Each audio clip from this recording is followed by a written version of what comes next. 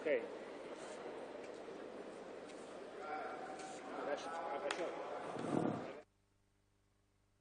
Fai partire.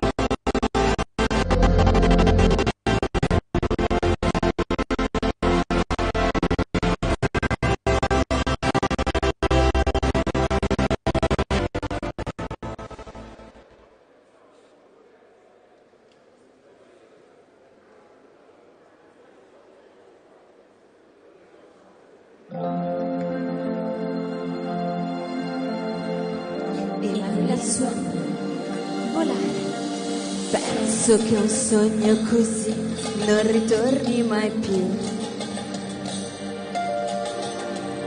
Mi dipingevo le mani e la faccia di blu. Poi d'improvviso venivo dal vento rapito e incominciavo a volare nel cielo infinito.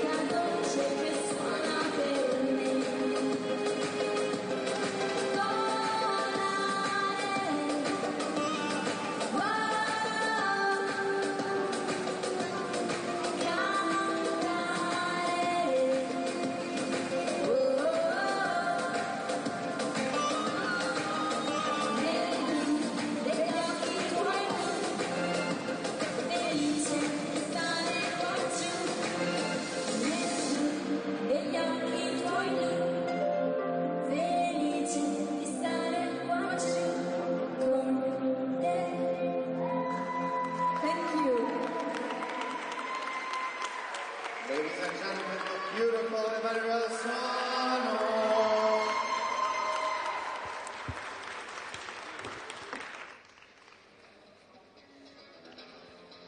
Are you ready? It's time! Ladies and gentlemen, the first fight of the night is the fight of the legends. And fighting out of the white corner all the way from USA, Matt Thomas!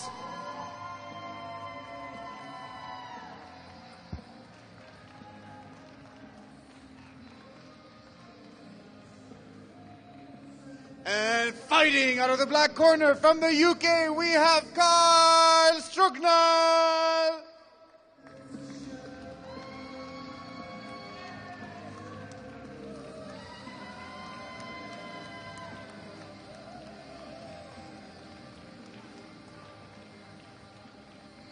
This is an exhibition match, the fight of the legends. They will be playing by light rules, but they have opted without the helmets.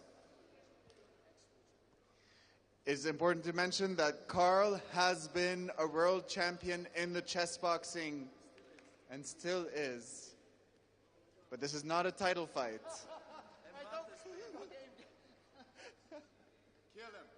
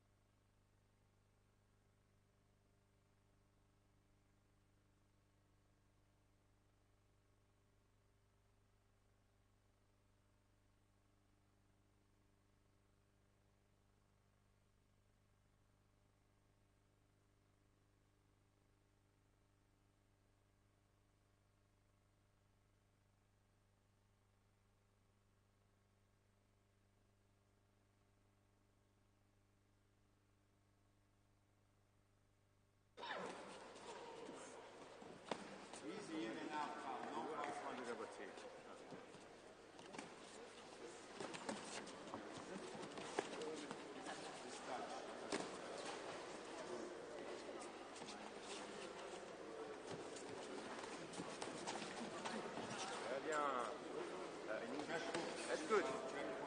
Yes. Yeah. One top, one body head. Yeah, nice foot. Yeah. Easy, light. Yeah. Light. Come on. Frame him. Shoot it, punish. Frame. Oui. Yes. Push him in the corner. Yeah. Nice. Yes. Oh. Touch. Easy. Whoa. Body hand. Let him touch you. We both need two on the ball. Nice, yeah. Oh. Touch. Come on. Yes. Oh, wait, come on. Yes.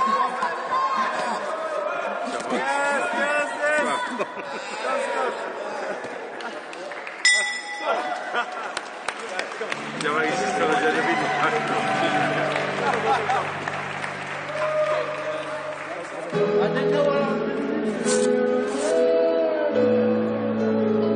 la Ando, vamos.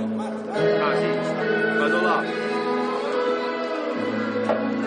A big round of applause for Matt and Cara. They have been commentating for all the online streamers that can inbound this from scratch.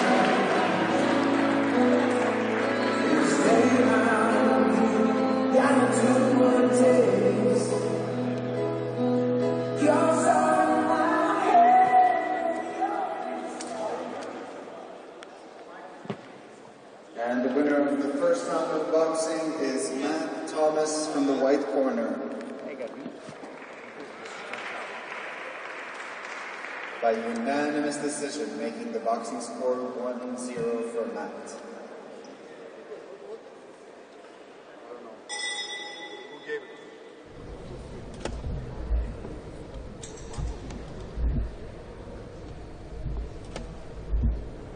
William, huh? You told me all your secrets. I know he doesn't like this.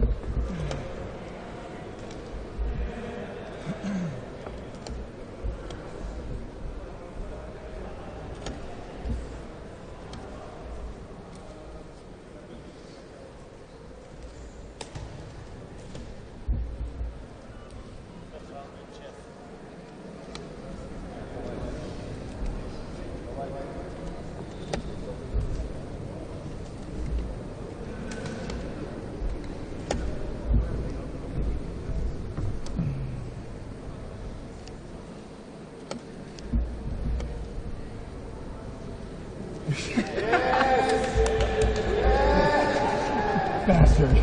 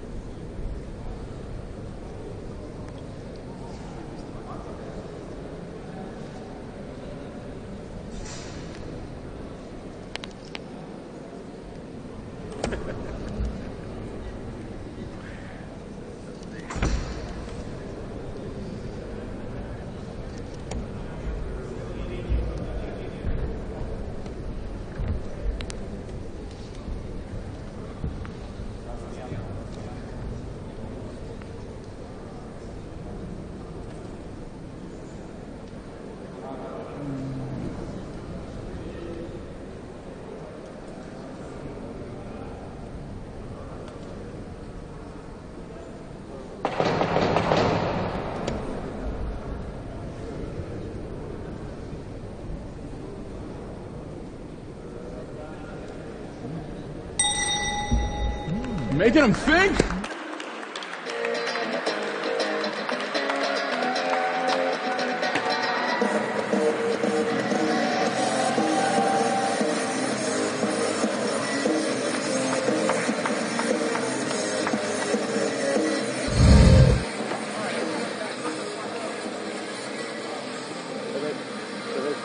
Come me la davo giù, non hai visto? Ballerino.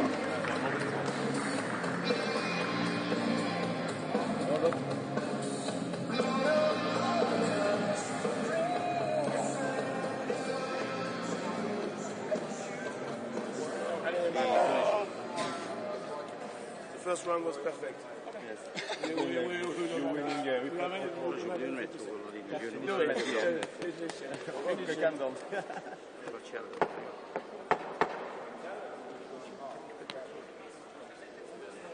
Oops, sorry.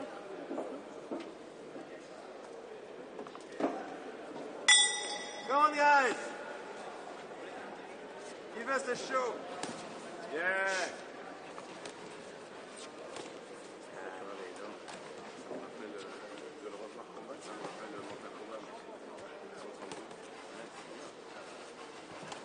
Yeah. Double. Wow. Whoa. 1-2.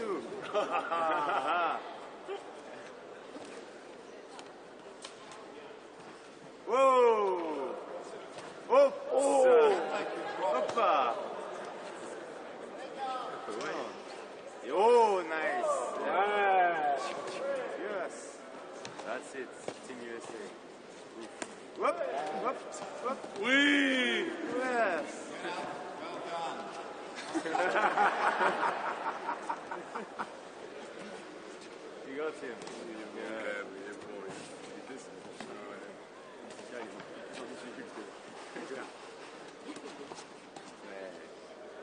Come on. Whoop. Yep. Yep. Apollo. Yes. That's it. Oui. That, do a side step. Whoop, whoop, whoop. Nice. Oh, nice. Try an overtime. In the corner. Yeah. Good job.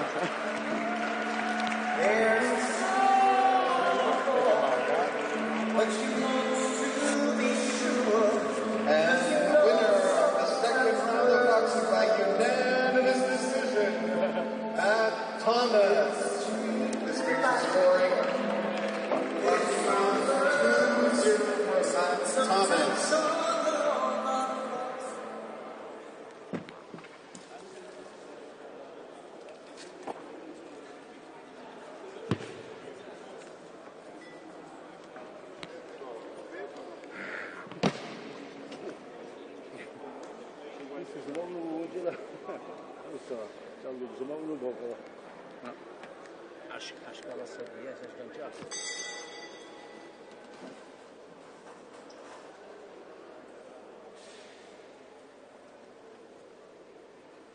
The boxing score is 2.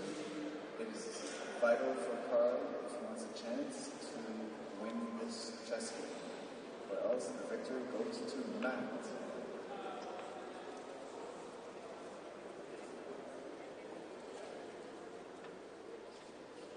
Because this is an exhibition match, if the chess game ends up winning for Carl, then the fighters will agree to a draw.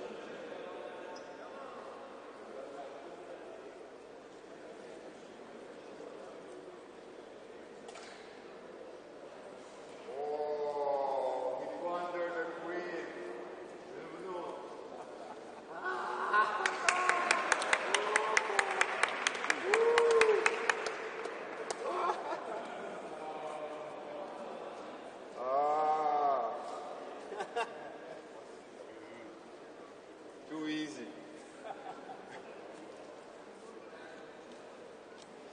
This is okay to stand up by the game. No, By it's not okay. No, it's against the rules. It's not okay. But No, I was interested for the normal. no, I don't think it's okay.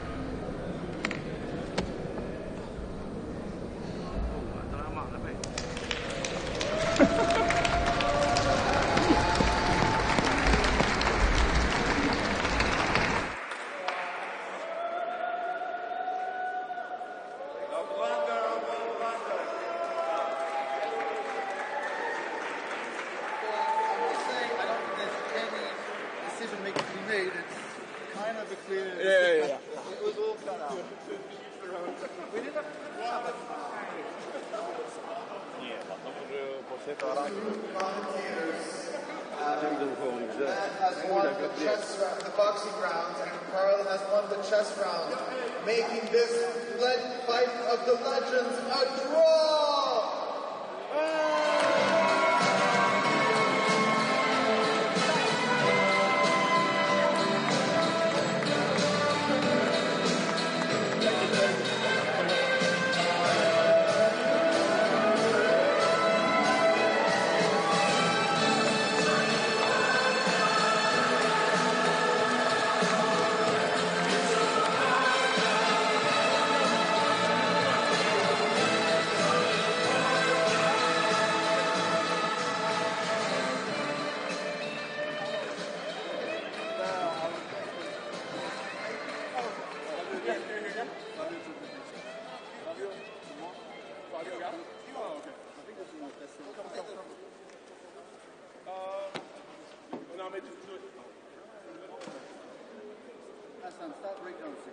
Okay.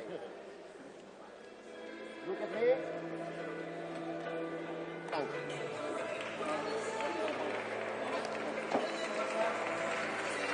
He's next.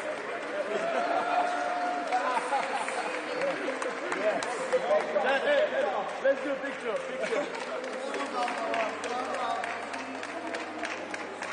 Nice fight.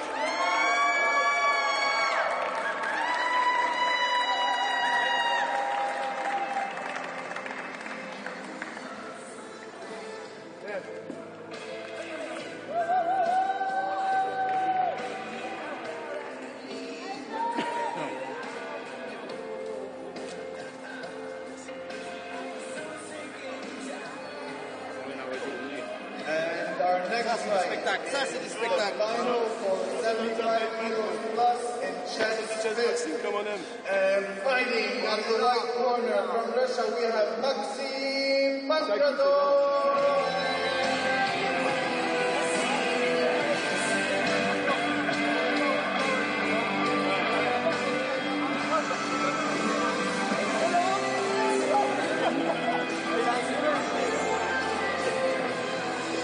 And with the black pieces from Canada fighting out of the black corner, we have Alice Stone Mountain Driver.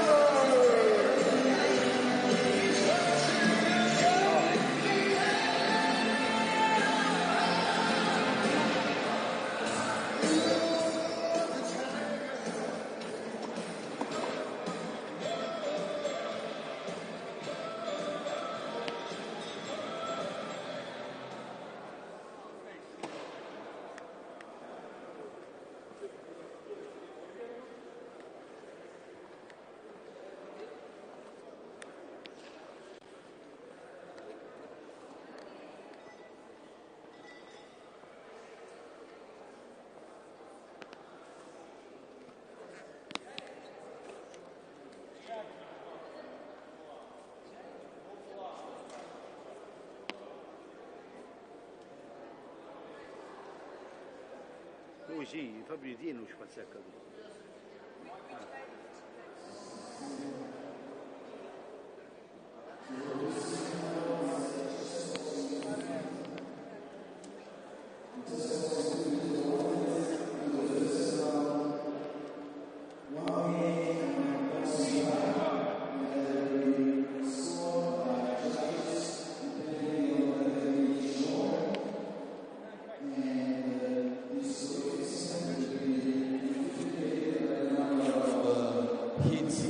Punches that hit the back.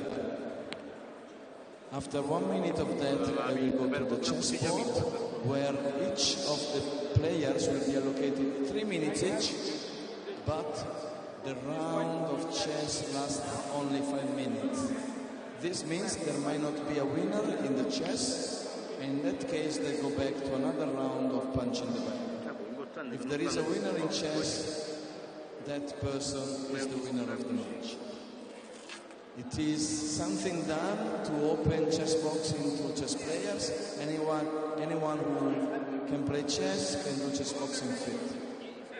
And so they can enter the family of chess boxing, although they may not be interested in fighting and getting punched and being punching someone.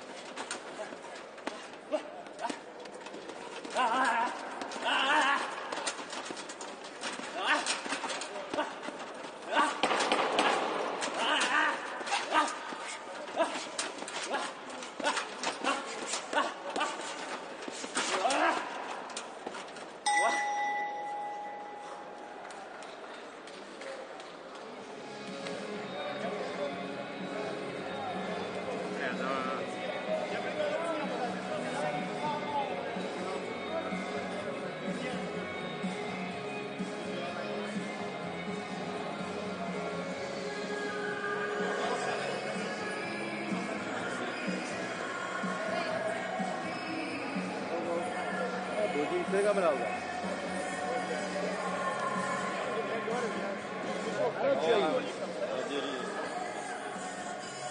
Ho capito, ma tieni telecamera.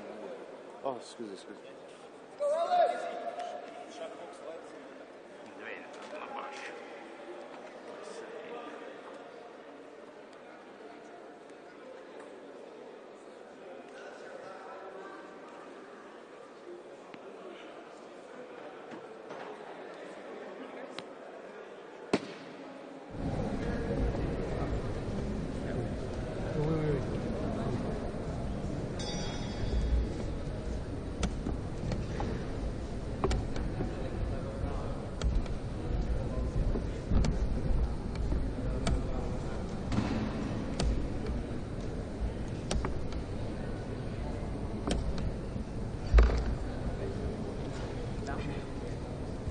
All right, we are in the Chessboxing Fit Finals.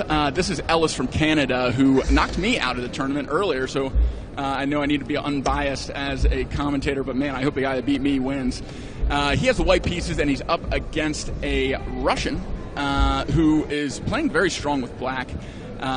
And if you aren't familiar with this format and missed the description earlier, it is 1 minute on the heavy bag. That is being judged by boxing coaches looking for technique, power, speed, and defensive motion. So they need to string together combinations, add defense, and that is judged after that minute. They're assigned a score, and then they come over to the board, and they play a game. And there's about a 30-second advantage for white right now. Valfongo is explaining the importance of speed.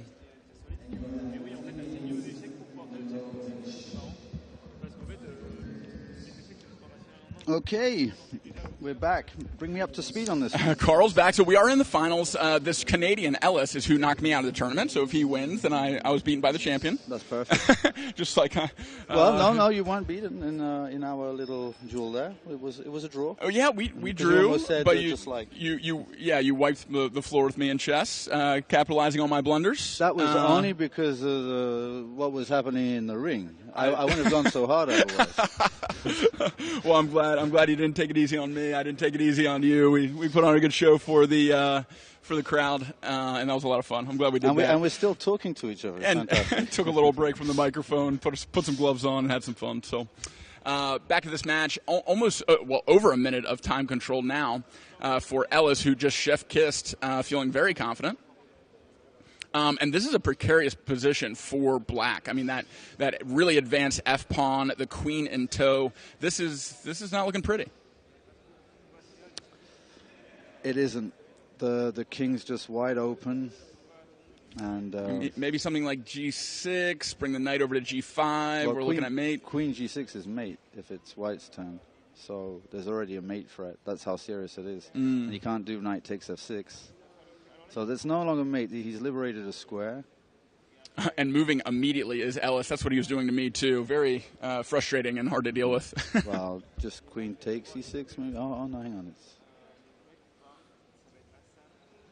That is actually attacking the bishop, the knight being pinned by the rook on T1. I see. So, and if take, then the rook is also hanging if in the same position still. There's that. There's even the bishop's pinned, so knight C5 is a threat to put pressure on that knight and just to pick it up. It's also mate if he just takes the... It's also mate. So he defended it and liberated his knight. Very positional from our friend here. C5, the D6 square. Getting a high outpost, ready to rock and roll. And there's time. Ellis wins. I am vindicated, being beaten by the champion. And there's the flex. Congratulations to my North American brother. Nice to see Canada in the tournament.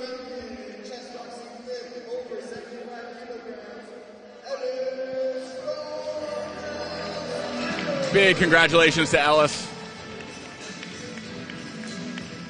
Beating the fighter hailing from the Moscow Chessboxing Federation from Russia. And I do believe we have another finals in Chessboxing Fit coming up. And I believe this is the last one as well.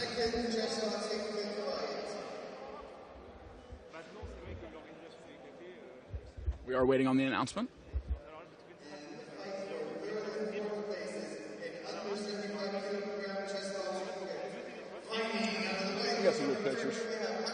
That's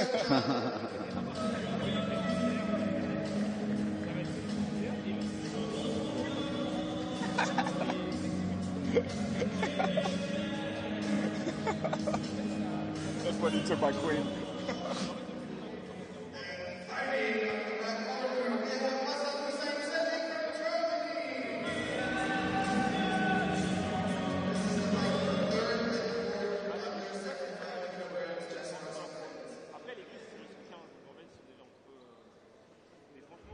All right, another Russian makes it to the finals. No surprise there. Russia did create the Chessboxing Fit format and added it to the World Championship this year, which I think is an awesome addition because it is a perfect stepping stone into the sport. No risk of contact like we just experienced in the ring. You still get your heart rate up and play chess, and it definitely favors the chess players who want to start getting more fit. And if you've been on the Moving with Matt stream on Twitch, you know that I love doing some burpees, some shadow boxing, some push-ups and squats in between chess games. It is definitely encouraged for more chess players to look after their body because it affects your mind. You don't just want to be a fat slob playing chess all day. Absolutely. The other good side, I think, is that there will obviously be some competitors who will be out of the main event early on in the qualifying rounds, and so it gives them something else to do. There's the fit, there's the light, and they can compete in more than one category. If you're over 40, you can compete in the under 40s and the over 40s. So there's plenty of experience, and obviously it's less competitive than the main event. It is, but certainly, just as, well, maybe not just as fun. It's a little less fun, let's be honest. the adrenaline and neurochemicals that you get from from hitting and being hit, there's nothing like it, but it's still a good stepping stone. And we are in our final Chessboxing Fit match, so we'll see them going at it. We are waiting on gloves, too, so we'll keep burning time talking about how fun chessboxing is. It's very, very, very, very fun. I'd even go as far to say it's very, very, very, very, very fun. We could go on all day. And we were just talking about streaming a second ago. Thanks to Ludwig and the Mogul Chessboxing Championship, I started streaming chess. But as you just saw, I'm a very mediocre chess player. But Carl is a chess coach, leads chess camps, and just created a stream, correct? I did. I mean, I'm mostly streaming in French because most of the camps we're doing now have attracted French players, actually internet players who are following Blitzstream. I don't know if you know. Of course, Sardosh's coach when he started chessboxing. Exactly. He's commentated a lot of the chessboxing matches, and I think that's a great idea for you to start with French. And but we are absolutely open to. I mean, basically, it's open to any grandmaster who wants to have an outlet in the world. Imagine you're a streamer and you're a chess coach. You want to advertise, we can do all the logistics. You come to Serbia, we'll get the buses taking you from the airport and all your participants, the hotel fees, everything will be done. So you handle the logistics for other chess coaches who also want to lead camps? Definitely. Nice. That's a really good idea. We have a village in the mountains. It's a village hotel. And, I mean, you're just completely cut off from the world, but it's like a 3-hour ride from Belgrade. It sounds like Rocky going to the mountains in the snow and training, getting ready for Drago. It's exactly like that. Love it. Well, hopefully we can add some boxing to those camps in the near future and get more chess boxers traveling around the world, like at the World Championships, to commune together, get better at chess and boxing and state change management together. Definitely more of that to come. But the boxing round is done. 1 minute on the bag. In the bag. Whoops. And Hassan is making his way onto the stage. Hassan also competing later today. He's in the finals. After winning that last-second victory where he was down on time and then he ended up winning on time. Yeah. That finals is later this afternoon. This is a warm-up for him. I think this is his warm-up. And he is up against, this is a Turk, correct? Indeed. Serjan, that's right. Yeah, really nice guy. He was actually commentating with me 3 days ago, something like that. All these days are blurring together. It's just nonstop yapping about chess boxing. I've lost track of what day it is. Yep. All right, the game is underway. We have E4, D5, And Knight, interestingly, coming to E2. That is interesting, indeed. Knight F3, if he cheats and he puts the knight on F3, it's mate. Yep, you can't do that. But it's a good joke. It would be nice. Oh, I just wiped my face and there's still Vaseline all over it. Oops. Great. All right, we have a fianchettoed bishop. The squares for the castle cleared, and knight coming to C3. Okay, I mean, it's very kind of offbeat, unusual for normal standards. At the same time, no big major mistakes have been made. I don't really like bishop c5 because d4 just gains a tempo on it. So where should you put that? Probably that bishop should have just gone to e7. Because on d6 against the fianchetto, it kind of hits against rock. So e7. So e7 is the spot for that square. Just for it not to interfere with the queen's activity on that d file. That makes sense, yeah. All right, both kings have been castled. They're nice and safe. 20-second advantage to the Turk. That was bound to come, and c4 is also going to come with a tempo, and so that big center, plus the bishop pair, I'm starting to really like white. And that pawn on b7 is hanging. It's not defended by anything. But when c4 comes, there can be bishop takes. Ooh, and that's staring right at that rook, which is trapped if he retreats that way. Okay, luckily no longer. Yeah. It was saved by a tempo. It was. So he still has to choose a square. It's either f6 or b6. b6, you might say, oh, but he'll gain another tempo with c5. That would just be a provocative move. You would actually want that, and then you could jump back onto the d5 square. The light square is not being as well protected. d4 is now under massive pressure, so you know, Hassan really is a cat. He just he falls always back on his feet. Ooh, offering traded queens. It's possible. I'm not sure about this bishop takes. That bishop, you kind of want to hold on to it. A really strong bishop, fianchettoed, yeah, and controlling a lot of those light squares. They're definitely speeding up, and Hassan is behind on time. That might be the final issue. Thinking about how to save this pawn, he really needs to be moving more quickly, though. Well, he's got a little bit of a structural problem there. That's the correct way to do it. Is by being active. If you play rook c8, and the rook's just stuck here, he gives up the pawns, but he gets activity of his own. It's his turn. A little bit like after a boxing round with you, I get mine. Yeah, that's right.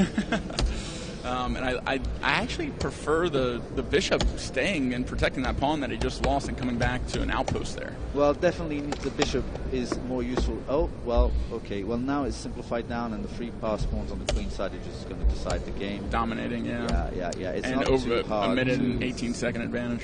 Yeah. So Hassan may be seeding this finals, but certainly won't be seeding the next one. He's going to be coming full force. We love to see Hassan box. He definitely knows what's happening. He does, and the Turk is cool, calm, collected, and about the queen, scooping up that rook. But he looks happy. And yeah, no chance now for. But Hassan. I think if there's no mate, and if he doesn't fall on time, they can go back to the bag, and then it's actually up to the one who does more volume. Wow, that's a really good point. In this Chessboxing Fit format, if the game doesn't finish in the, is it 5 minutes allotted? I'm not sure if it's not. I think 4. it's 5. Is it 5? Yeah, because it's 3 minutes for each on the clock. That's for the Blitz game, and it was 5 minutes when I played. It was a 5-minute round. Because we were low time. Congrats. And there's the time. The Turk, big smiles on both their faces, but the Turk takes it home. New world champion for Chessboxing Fit, and good sportsmanship on display on the stage.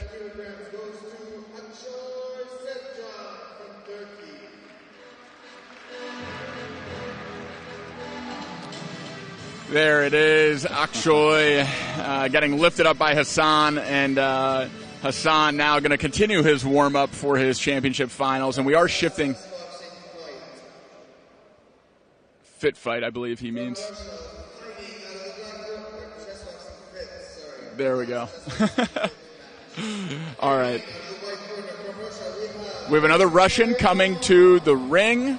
So Russia again in the finals, and he will be going up against. We have an Indian coming to the finals as well. So Russia versus India in this final Chessboxing Fit match. Before we shift gears back to our regular format with chess boxing, that is alternating rounds between chess and boxing till checkmate or knockout. And we have nothing but finals left today. Nothing but finals. Do you know any of the names? Is there any? I know Hassan. Info? We still need to get our hands on an updated bracket. Actually, I think I have it on my phone. One sec. Let me pull it up. I think it's worth having, right? Absolutely. To get some expectancy going.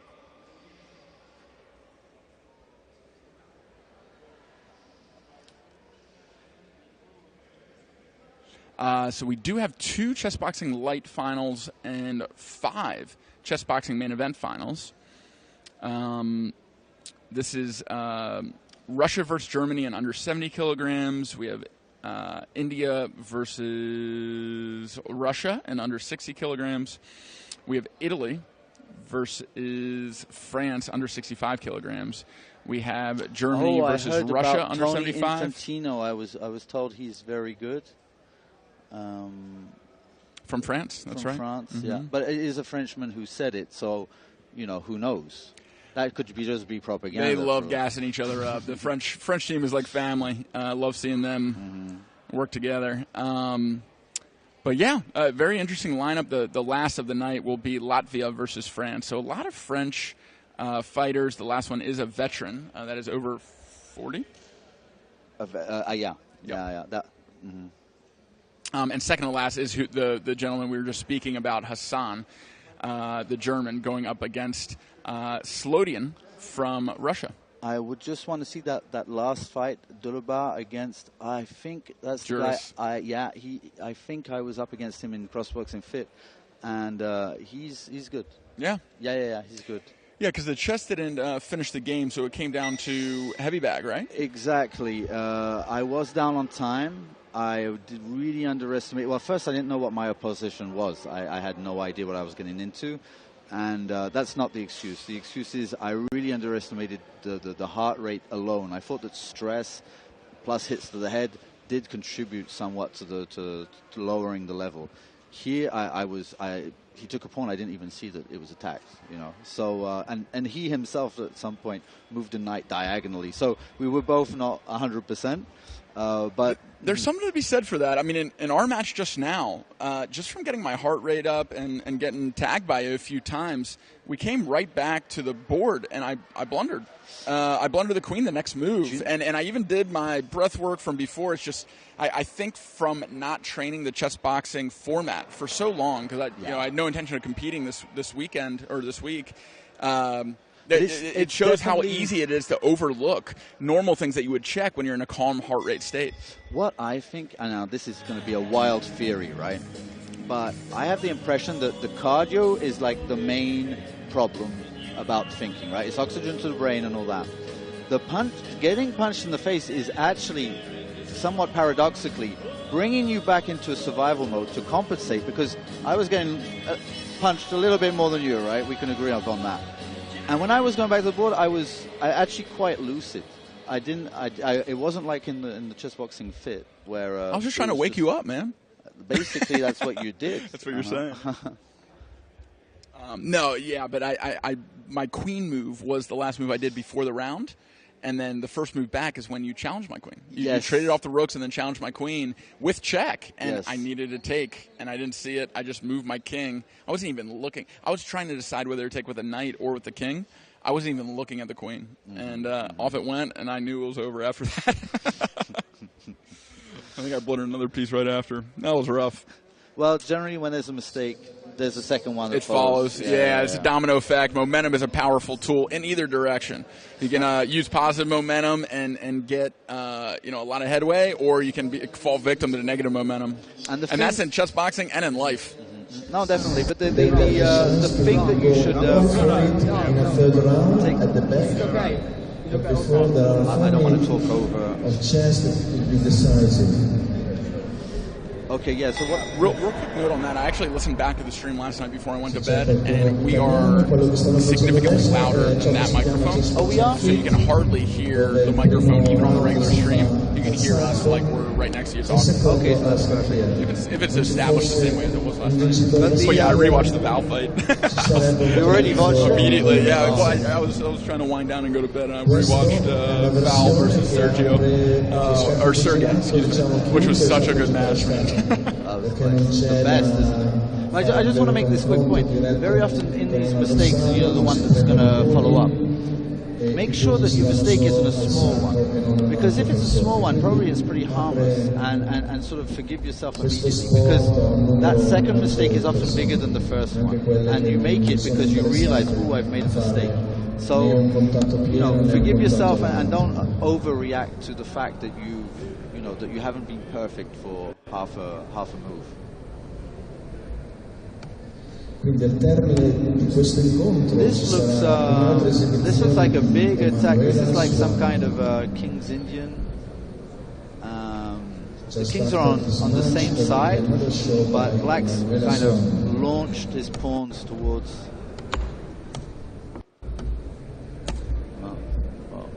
For epileptics, you might want to take a bit of a break.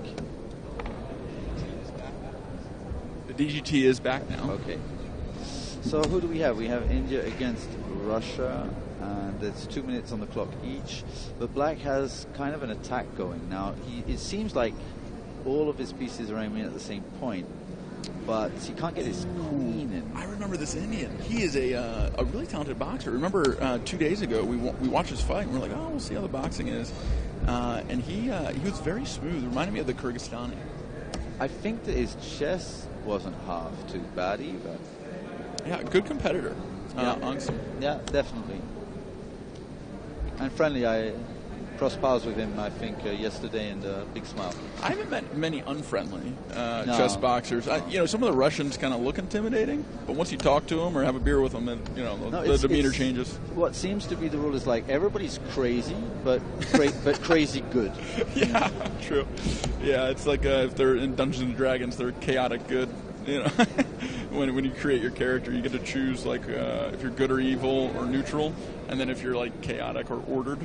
Okay. We're definitely chaotic good. Chaotic good. I mean, it's a setup. That's the way it is. Yep.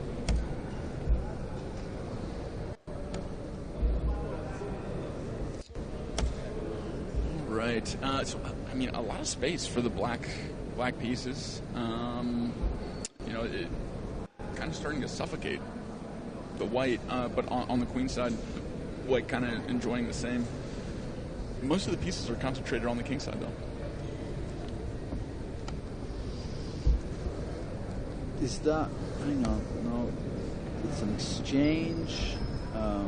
There is a pawn. Black has won a pawn out of all this. And the king on g7 does remain safer than the king on g1. Although it seems like in a more open space. Because of that pawn on g3, as long as it's there, it means queen h2 is always a threat. That was an obvious one. And queen e2 is now blocking the king from getting out. So this is a mate threat now. He's in a mate net, and he needs to move that queen to be able to... He needs to think about this, but he's only got 30 seconds. Space, yeah, he's fallen back on the clock. Now a clear favorite has emerged. I don't like that move. He could have played rook f8 first, baiting the queen to leave and then mating, but okay, this is good enough. There is no urgency. He is up on the clock. Did he lose the queen? Or is yeah, it just not it was pinned. showed? He came to rook f8, like he put the queen on f3, so he played queen check, the king had to come over to the f file, and it was all lined up. But he still has his rooks. Okay. And now there's another...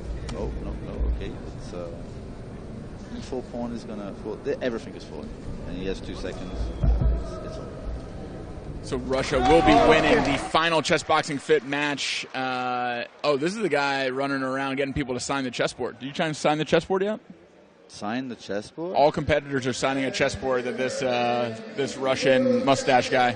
Oh, well, no, I wasn't aware of that. Yeah. You should definitely sign it. kind of cool for all of us to be on one I mean, one day I'll be able to sell this for millions, man. If I sign. Each time I get to the boxing club in Swansea, I have to sign in, and I say, I know that you're keeping these papers to sell them later. I don't think people really do signatures anymore. No. That's such like a boomer kind of thing. Oh, don't use that word around me. Wait, you're not a boomer? No, I'm not, but people are using it as if anybody over 30, you're a boomer for some people. I'm cleanly in the millennial camp, thank you very much. But sometimes in the Twitch world, Twitch is very young, and I'll get some boomer jabs sometimes just because I don't know what a word means or whatever. I've had a few boomers aimed at me, and it just confuses me. Makes me cry at night. I wouldn't go that far, but it's just like, why? Didn't you look on Wikipedia to see which one is which? And another performance incoming. We'll take a short break.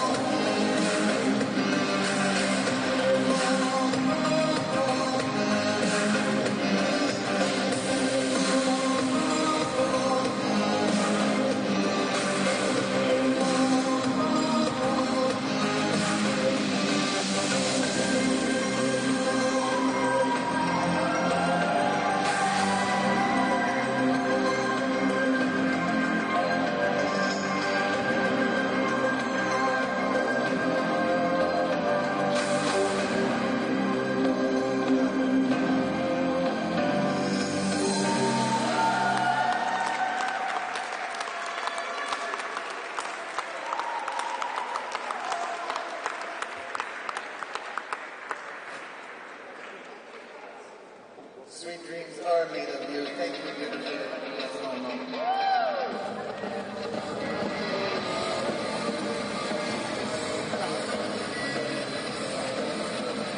And now, are you ready for the last section of the fights?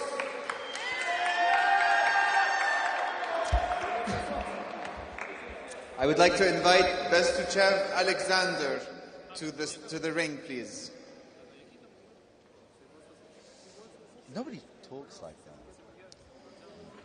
Because he was supposed to be fighting out of the white corner for the under 70 kilograms final match.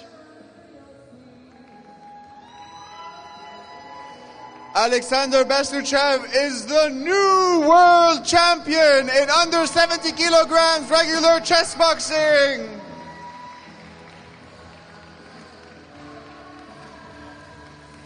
Alexander from St. Petersburg. So unfortunately, his opponent was injured and could not continue. So he takes the, I think, the bronze. But he has 2 fights today anyway, so he might have had one this morning already. So he might be happy with that. Yeah, true.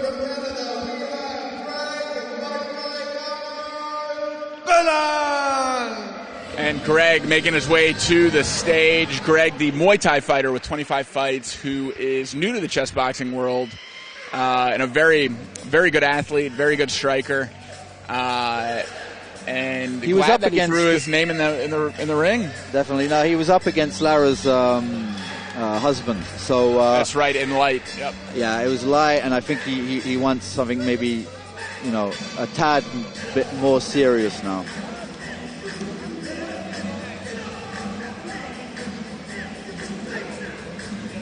Always good to have the ref in your pocket. Little check when you come in. Yeah.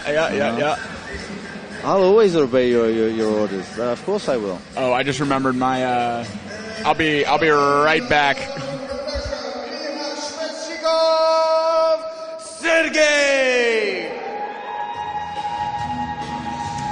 Sergey is back in the ring after yesterday's main event. That's courageous to say the least.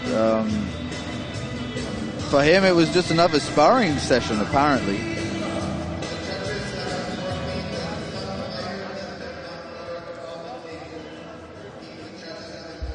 My tripod was recording our fight ringside, and it's been going this whole time. So something you said reminded me. Sorry about that. All right, so this is a Russia versus Canada final. Sergey is back. Sergey is back. Yes. Oh, this is going to be a great striking match. Sergey very, very clean with his defense. He was showboating in Chessboxing Fit in the semifinals, and Greg light. Chessboxing light. Yeah, Chessboxing light in the semifinals, and Greg was let's just call it what it is. He was taking it easy on Laura's husband. Definitely. So we don't just winning really, the round, but he is an experienced striker, and I'm very excited for this match. Well, this is where you see that you're experienced when you're up against someone who's beginning, and you manage to not, to outboxing without actually hurting him. Exactly. Yep. Yeah, scoring the points without doing any damage.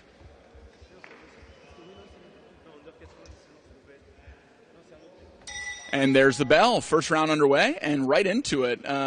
Busy jab for Sergey. A good lead hook and pivot out too. So far, more points scored by the Russian. And Greg's settling in, starting to get a sense for this. Muay Thai is different distancing, different timing. So it doesn't translate perfectly to boxing. He may be getting a sense for Western boxing right now against this very lanky, very long Russian. He'd be tough to deal with. It gives you that much more respect for Val, who beat Sergey last night in the 85-kilogram final. But he is back and competing for a world championship now against a Canadian. Well, it was the only fault of his game was not giving Val any problems in the boxing, because what happened was, although he was getting kind of badly beat, let's admit it, when he went back to the chess, he was continuously applying pressure from the go, and he didn't back down. And Val had to continuously find resources, which is often much harder to do. That's true, and he seems a lot more composed here. Against he has a helmet on. He against not as experienced boxer. A good counter right landed by the Canadian there, though. Oh, and a good exchange to finish the round. They did get a little carried away. Ref stepping in to say take some power off, but good exchanges there. I would give this one to the Russian. I would. Yes.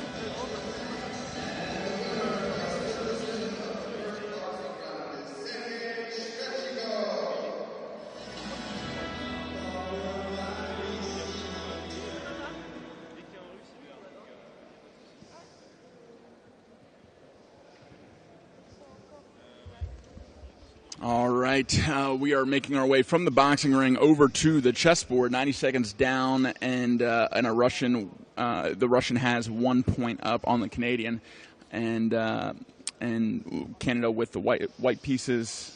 We have Russia with the black.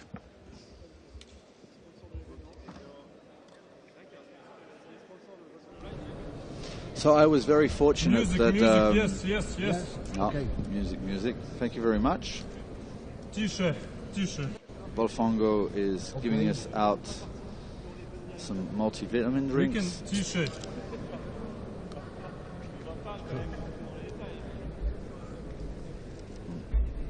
So yeah, we were very fortunate earlier to get classical music during our little bout there, because I was kind of worried that it was going to be heavy metal trash. Wait, you had music? You didn't have music? I didn't have music. I had classical music. I had silence. That's why I was doing the whole. Oh, I thought you were celebrating. I thought you were just being yourself. I thought you might have thought I was being an arsehole, but okay. I mean. No, I couldn't hear. Well, I mean, I didn't hear any music because I could hear everything in the room. I didn't know if the music was in my earphones or if it was out in the room for everybody to hear. No, just in your ears. I think. Okay, maybe in my imagination. Maybe I've lost it. Maybe. Yeah. It wouldn't surprise me. It was that accidental stiff jab I let slip. Sorry about that.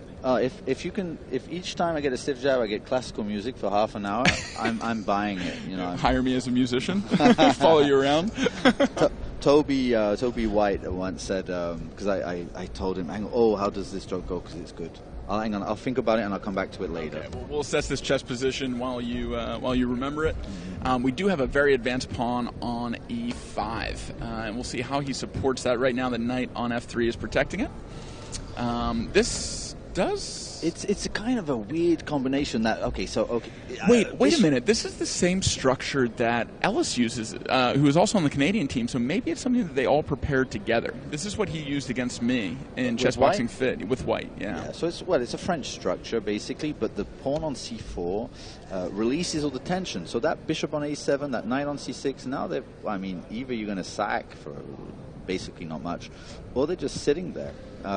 So c5 to c4 is, I know it might seem natural, but it just is. It's wrong. Sergei has really gone wrong in this one. Not playing like against Val at all. Now White actually has a free attack on the king side. He can probably himself sack a piece somewhere at some point. Like knight g4 now, then bishop takes, pawn takes, queen takes, right? If you're still following, king g8 and knight f6 check. The knights come off, the pawn comes in, and X marks the spot. There it is. We love X marks the spot. Checkmates, always an echo from IM Casa Corley. Casa oversees the community for chess.com, and then was my co-host on the Checkout Show on Chess TV. That's Mondays at 3 p.m. Eastern, 12 p.m. Pacific, in case anyone wants to tune in and see some checkmates and some knockouts. That's what I cover on that show. Did you watch the Tyson Fury? I did. I did indeed. I didn't have time yet. I saw the highlights. And Ngannou is a freak of nature, man. He is he's Dynamite, a very talented combat sport athlete. Now, I do see an argument for why Tyson won that match. I think he was a better boxer. But the knockdown in the third round for Ngannou was devastating. It did kind of catch Fury on the back of the head. It wasn't a clean shot that put him down. It wasn't like with Wilder, like when he was out, and then he came back from the dead or something. Correct, but yeah, Ngannou clearly knows how to box. His first combat sport was boxing before he transitioned to MMA, so I think he has a lot of muscle memory from that, and he's just a freak athlete too, really resilient like you. He's been through a lot of adversity. He's had a very storied life, and I'm excited to see whatever he does in the PFL and in pro boxing, wherever he goes. I'm watching.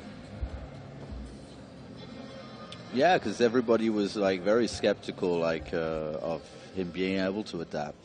Right? It's true. We should go back to the chess boxing. Yeah. So the position on the board is what it is, but we are back to the second round of boxing now. The first round going to the Russian. We'll see if the Canadian can, now that he's gotten a sense for how long the Russian is and how he moves, maybe he's able to steal this second round and make it, right off the bat, double jab cross lands. And Greg not letting the Russian dictate the pace this round, coming forward and maybe taking a page out of Valentine's book. He's looking more like the stance of Val from last night.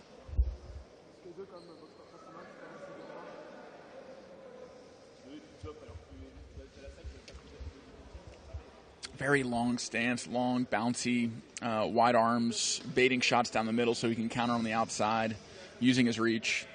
But there's no big power shots. I was talking about Sergey not throwing big power shots, so that did not contradict my statement. Good jab to enter. Would like to see more behind that jab because it did land, but that's the only one scored in that exchange, and then a little separation and back to it. He's definitely scoring points, though, and let's not forget this is light. So, scoring points. Oh, I was talking about power. Yeah, another one. It's light. So, nice. That's okay, nice. All right. Yeah, so far I give this to the Canadian. Definitely the busier, more aggressive fighter, and in the exchanges, he's landing the majority of shots.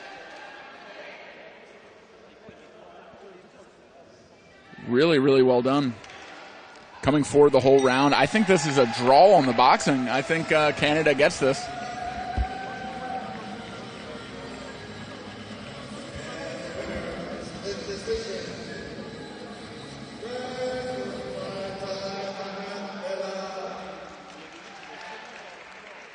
Was that Greg? You kind of said it weird. I didn't really hear it. I didn't catch it. Okay. I think that was Greg. So it's one boxing round and one boxing round? So it will be.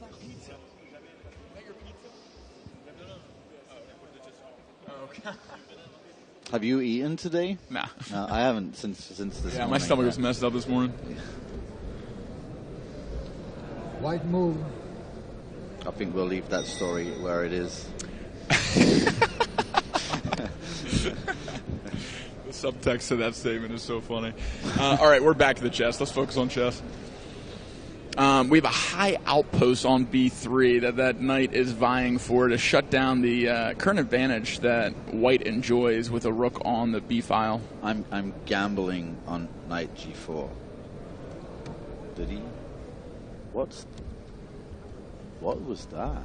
Oh, he wants to move. And there's that high outpost. That's very well played. I wouldn't, honestly, it didn't even come to my mind, but what he's doing is pretty clear.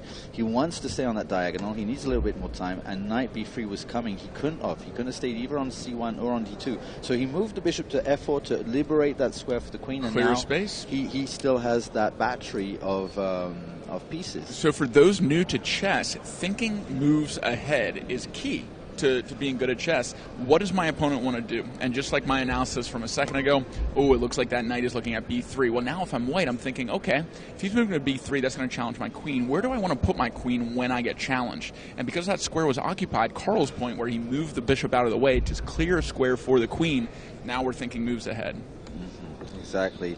And, okay, so the knight was kind of protecting that entrance, penetration from the rooks, the white rooks, into black's camp.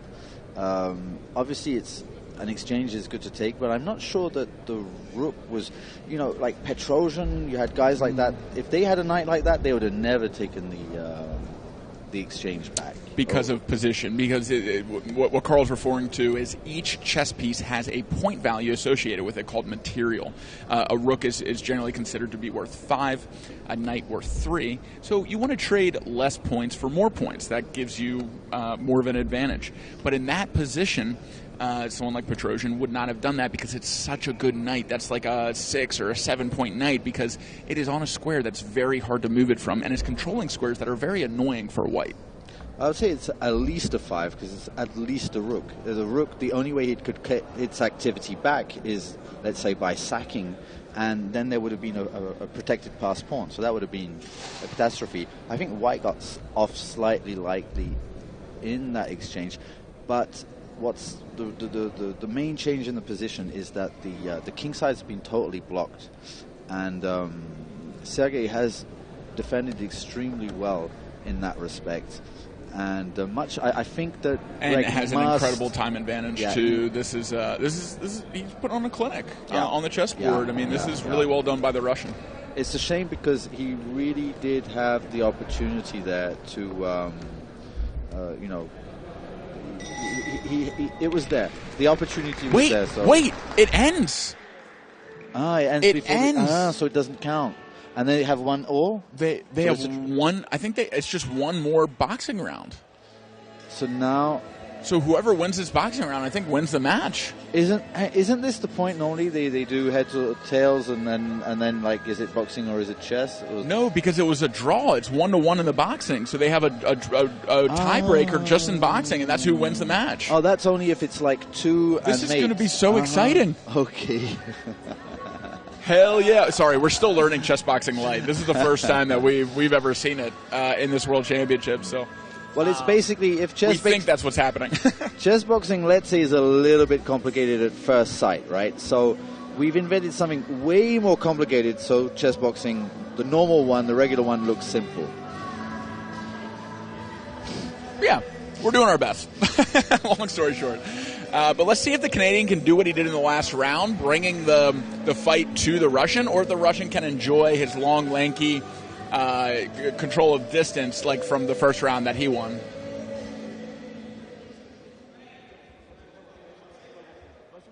I love how Dagu's basically become Russian since starting to date a Russian. Well, the thing is, Sergey lives in Turkey. That's right. He moved to Turkey recently. Okay, good head movement to enter. The Russian doing a better job of keeping distance this time. Good nice check hook. And pivot away, yeah. The ref reminding, okay, take a little off. Although I think you could let both of these guys bang in Chessboxing Light. You know, it's not like either of them are inexperienced. Definitely, but okay, it'd be fun. It mustn't spoil the spirit either of the format. The format. Very nice combination there by the Canadian. I'm glad we didn't wear those helmets. Oh yeah, that would have been silly. I think I would have a headache at this point if we did, because it's heavy and the head's going back. It snaps your head back more. Yeah. It's like it's like having a bubble around your head.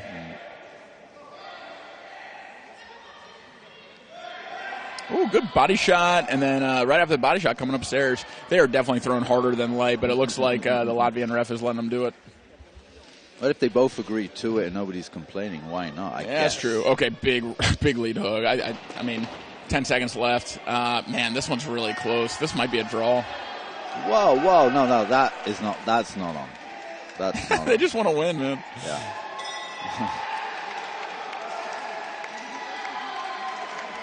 Well, I guess, yeah, I mean, that's bound to happen. It's like a Zeitnot in chess, right? I mean, you got pieces flying all over the board because you don't have time to place them on the correct squares. So I was really trying not to be embarrassed by you on the chessboard, and I was playing a little practice games before our match. And I got into one of those positions where I was low time. The other opponent was low time. We were moving super fast. Each had like 4 or 5 seconds left on the clock. And I was thinking the same thing. I was like, this is like at the end of a round where you need a knockout. Both people are trying to win the round because exactly pieces are flying and time is of the essence.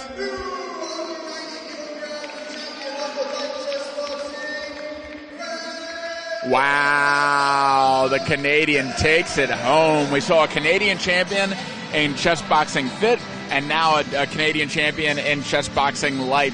Big props to Canada. Oh, Canada, our North American brothers taking home another World Championship title for another format.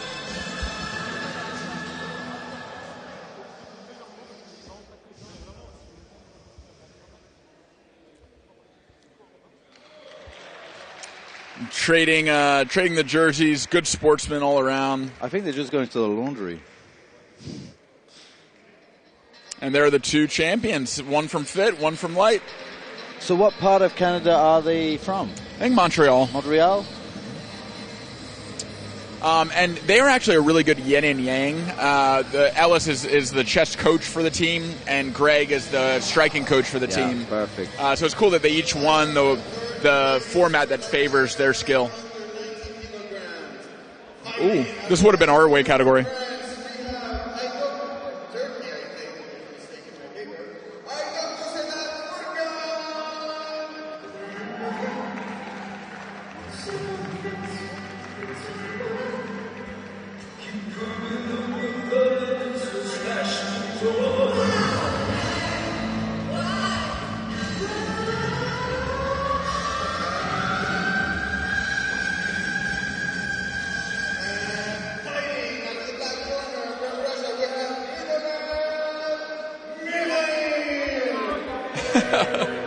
Shout out to our ring announcer, doing a good job.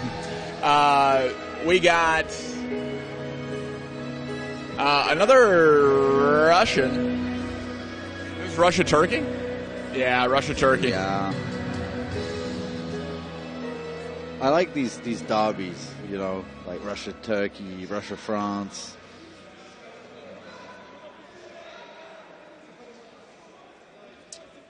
And this one is another light final, and Furkan is usually just the coach for Turkey. He usually corners. He did fight in 2019 when I fought, but he focused on supporting the Turkish team, and now he's entering the light category, which we love to see.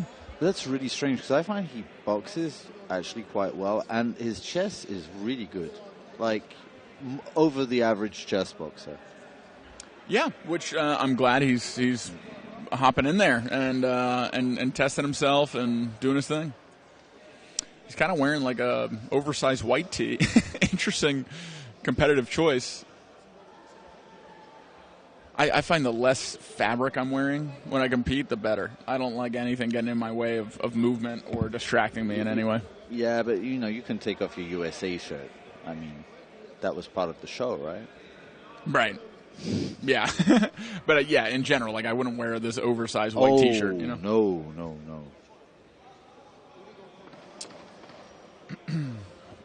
All right, so Dagu back in his Turkish corner. I'm sure that was a tough decision for him between his friends from Russia and his homeland in Turkey. But Dagu in the corner of Furkan.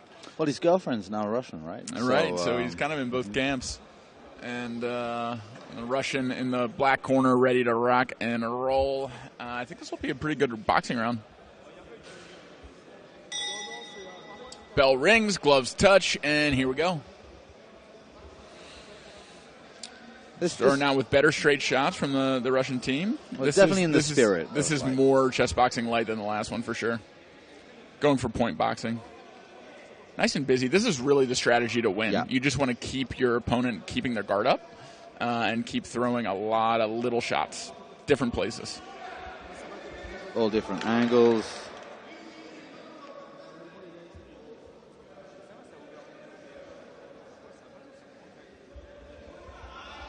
Ooh, little sidestep. Playing a little bit, having some fun with it. Having some feints.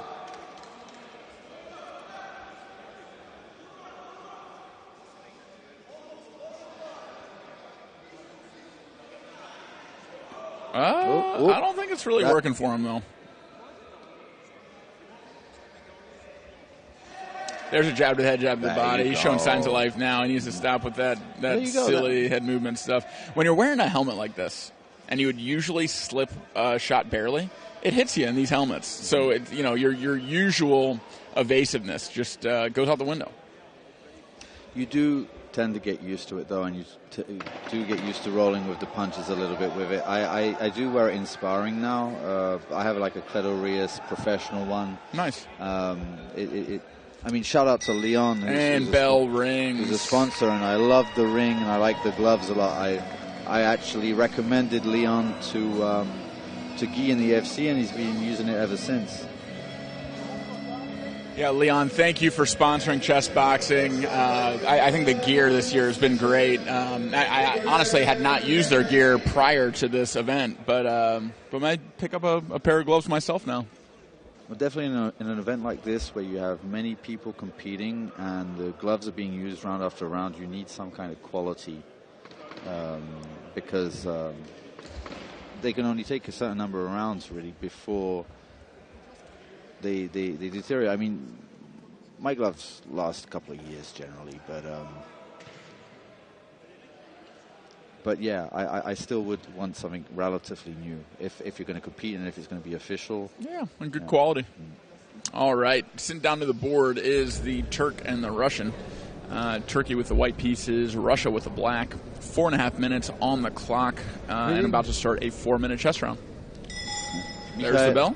Mikhail seems to be have played in every single category that he can. Either that or he has a twin brother. We have the advanced French. But that bishop's sure. outside of the. Okay, so this. Okay, so what is this? It was d5. It's a French structure, right? Yeah. But that knight on a3, I remember Furkan playing the knight on a3 in a different structure. It didn't work out for him. But yeah, but it was still kind of fine at the moment he did it. Here, it really doesn't make all that much sense. Well, it's kind of good that it got traded off. In a sense, yes, because the dark square bishop and all that, the structure is a little bit, I don't know. I think they might be playing a little too fast to make these type of decisions. Yeah. Well, Furkan with the potential of the bishop pair. And otherwise solid position with the exception of that awkward double pawn on the A file. Yeah, you can't really do all that much about it. And now they've traded light square bishops. That should be theoretically good for black. But they were cancelling themselves out anyway. So here you can take space with a move like g4 sometimes. It does happen. Nevertheless, there will be knight h4 as a follow-up. Bishop g3. This is a bit of a strange one, that bishop on g3, because it's a little too bad to want to take it. I think I would just keep that knight on f5, even if that one it's hitting against solid rock on d4. And so knight a5 is smart, because now c5 is going to be able to come and pressure the pawn on d4. The mistake then would be to push c4 again, like Sergei did in the last game, and there's no more pressure to be seen. See, from h4, it's also pressuring d4. The basic concept of coordination, if there's one definition out of many, is that pieces aim at the same place, right? So if everything's aiming at d4, like the pawn, the knight goes back to c6, the queen on h4, somehow you're finding harmony. I would change that too, yeah. We're talking about d4, the pawn that's protected by c3? Yeah, exactly. But once c5 comes, it gets a little tender. Okay.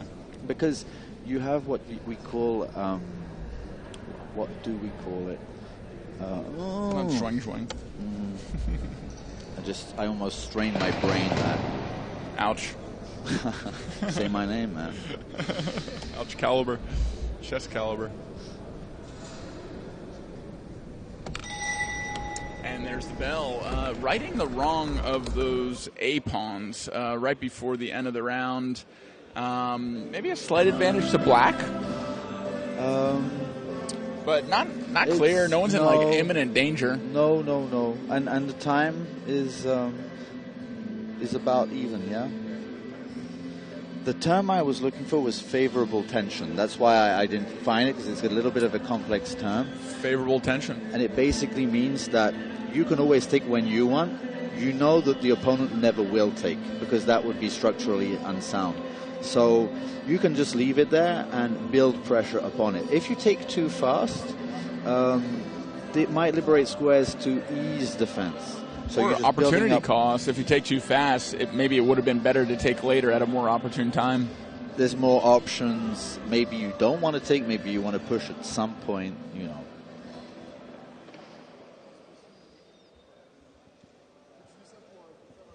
All right, readying up for another 90-second boxing round is the Russian and the Turk. First round going to Russia, so Turkey needs a big round in order to tie up the boxing score.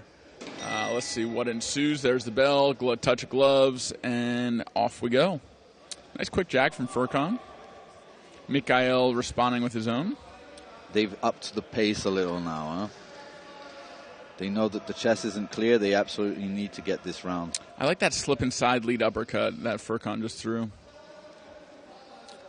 Very clean. That rear uppercut missed. Definitely an arm punch. Yeah, again, glad we didn't wear those helmets. We can't say it enough. But the thing with these particular helmets, there's kind of too much of a gap. And so to judge the distance is insane, right? You jab to the head, jab to the body lands. But yeah, it is tough to see out of them. Another jab to the head, jab to the body. Finding a lot of success with that for Furkan. Another slip inside with a lead uppercut. Faking to the body, coming up to the head.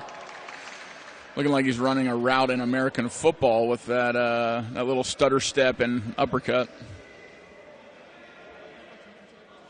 I think he's trying to look like our Gambian fighter, Mari, who was doing a little footwork earlier in the ring. Yeah, but you can't imitate that level. That is something else. That is natural athleticism at its finest.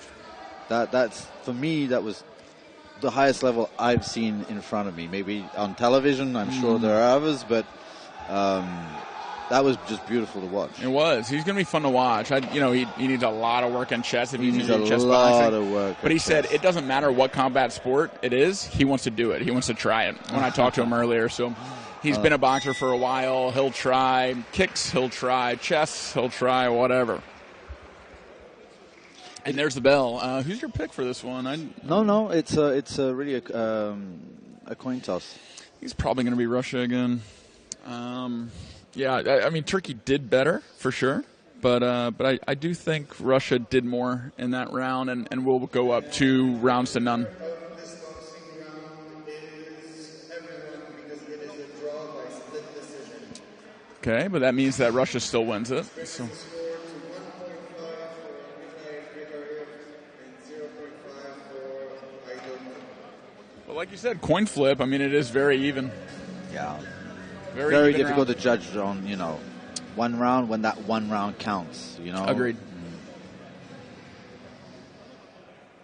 And out they come, back to the chessboard in an also unclear position. So something notable here is because Russia won one of the rounds and the second was a draw, it's like Russia won both of the rounds because the boxing's done. This will come down to the chessboard. And if time runs out, if there's a draw, Russia will win because of boxing. And if Turkey wins, it'll go to sudden death.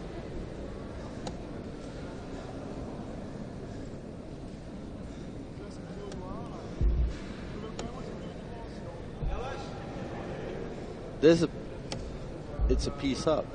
I'm just realizing now. I was looking at the... Yeah, White did lose a piece and is behind on time about a minute. Okay, so that's that. This is rough. And Grigoriev is ahead on the boxing, so basically it's a done deal. Yeah, as long as, well, let's see. So if time runs out, chess is null, and Mikhail wins. Yeah, the only case where this goes to sudden death is if Turkey either times out Mikhail, which doesn't look likely, or checkmates Mikhail, which also doesn't look too likely from this position right now. Now it is a 4-minute round, so plenty of time to do work or blunder a piece if you're black. But in this position with these fighters' experience, it doesn't seem likely. So Russia might be looking down at a game where they're going to win another chess boxing light title. I don't see where the counter could even possibly come from. I mean, even if he got his rook to the last rank, there is no back rank mate. So, how are we going to invent? All he has to do is simplify down. Plus, he's already got the pawn more on the B file. So, yeah. If I could wave my magic wand and make a miracle happen for White, it's pushing the G and H opposite pawn. It's shutting off that escape square, and it's a back rank checkmate. Yeah, and there's knight takes G4 that he just missed, which was a fork. Oh, he can still go knight G4, actually. That doesn't... There you go. He found it. Ouch. Ouch. Let's call ouch. Your ring name? You know that somebody in one of my first fights, there was somebody in the public that said, "Make him say your name." I like it. Legal move into check. One signal. That's what that means from the arbiter.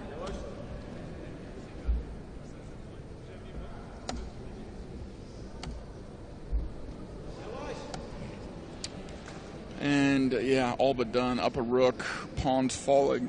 It's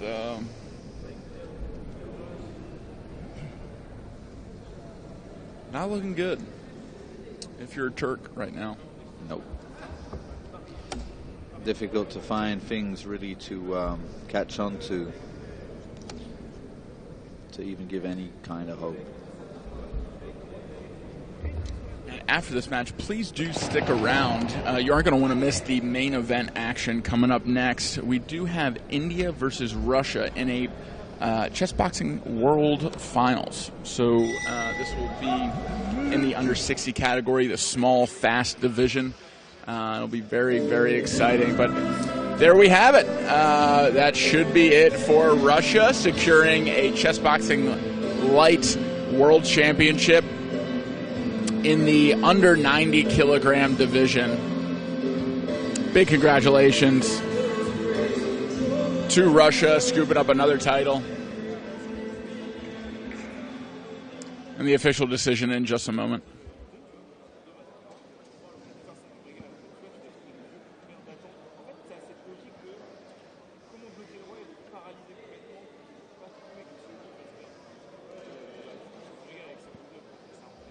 Referee notifying the ring announcer of what to say.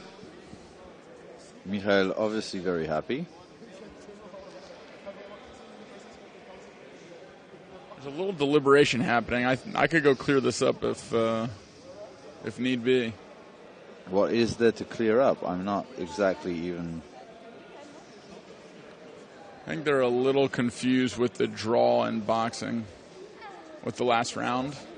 It's not an overall draw in boxing. It's just a draw round, which makes it 1.5 to 0. Oh, and they got confused. They believed that it was a draw. That Wait, are they suiting up again? What's happening? Oh, okay. What? Volfangu, can you explain what's happening? Because in my score, Russia won one of the boxing rounds and then drew the second. So in Chessboxing Light...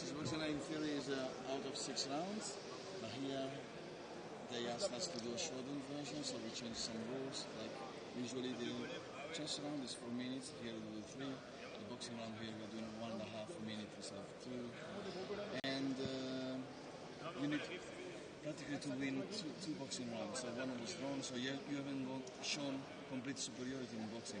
So I see. Okay, so it could still be drawn and come down to the chess if Turkey wins. Understood. I'll relay that. Thank you.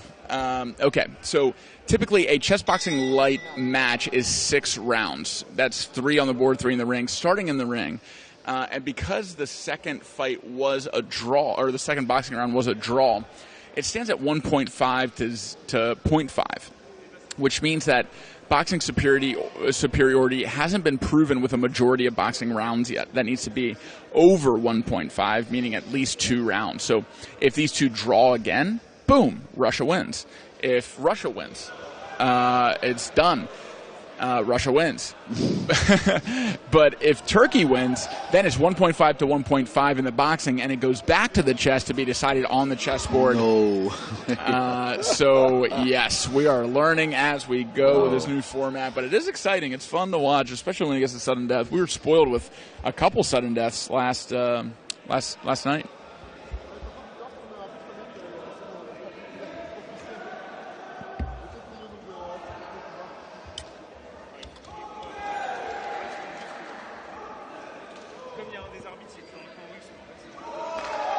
Oh, bit of a drop of the head there.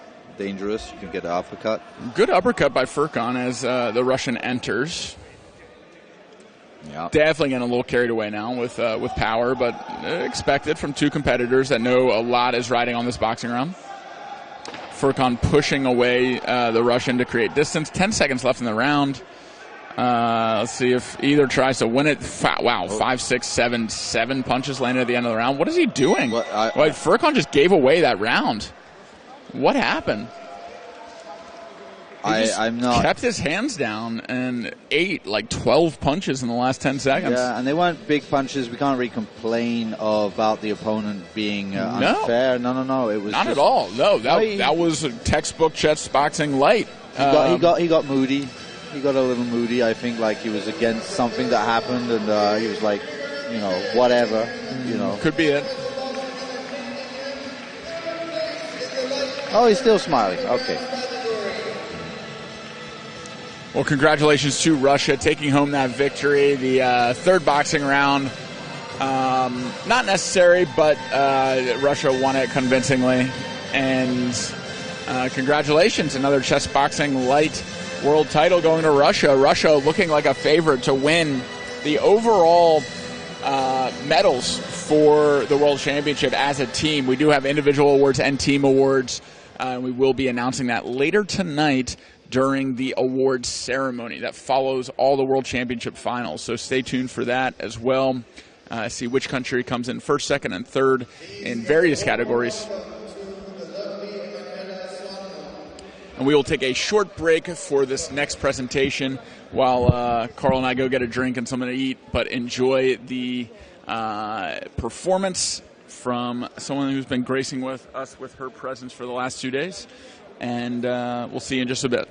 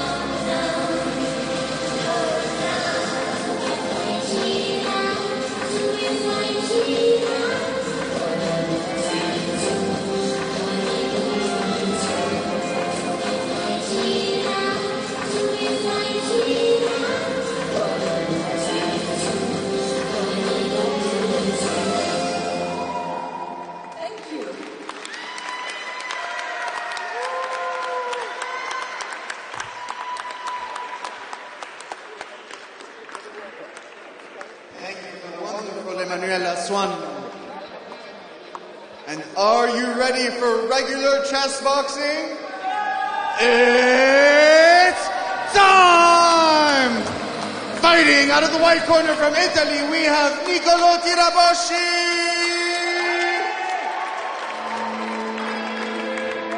This is the final for under 65 kilograms.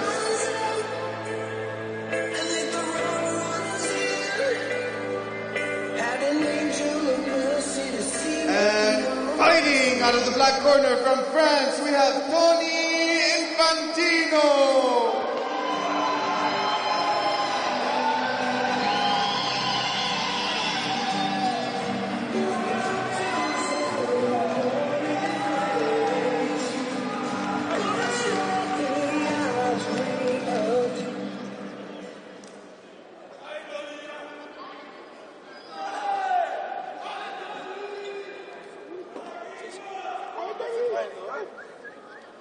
Sono qua.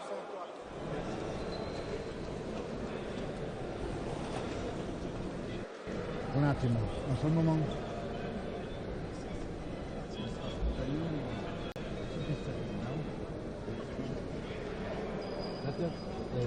C'est mieux?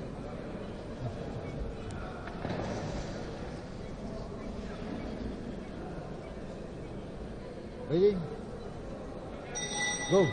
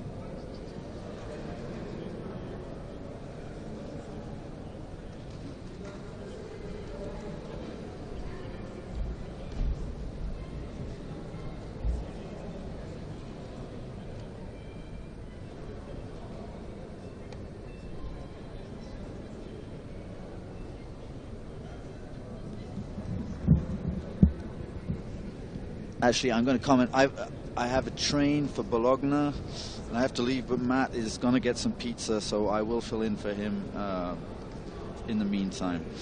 Okay, so we got kind of a London system, extremely popular, and no, but these guys know how to play, right? So that knight on c6 is behind the pawn, so the pressure is real on d4.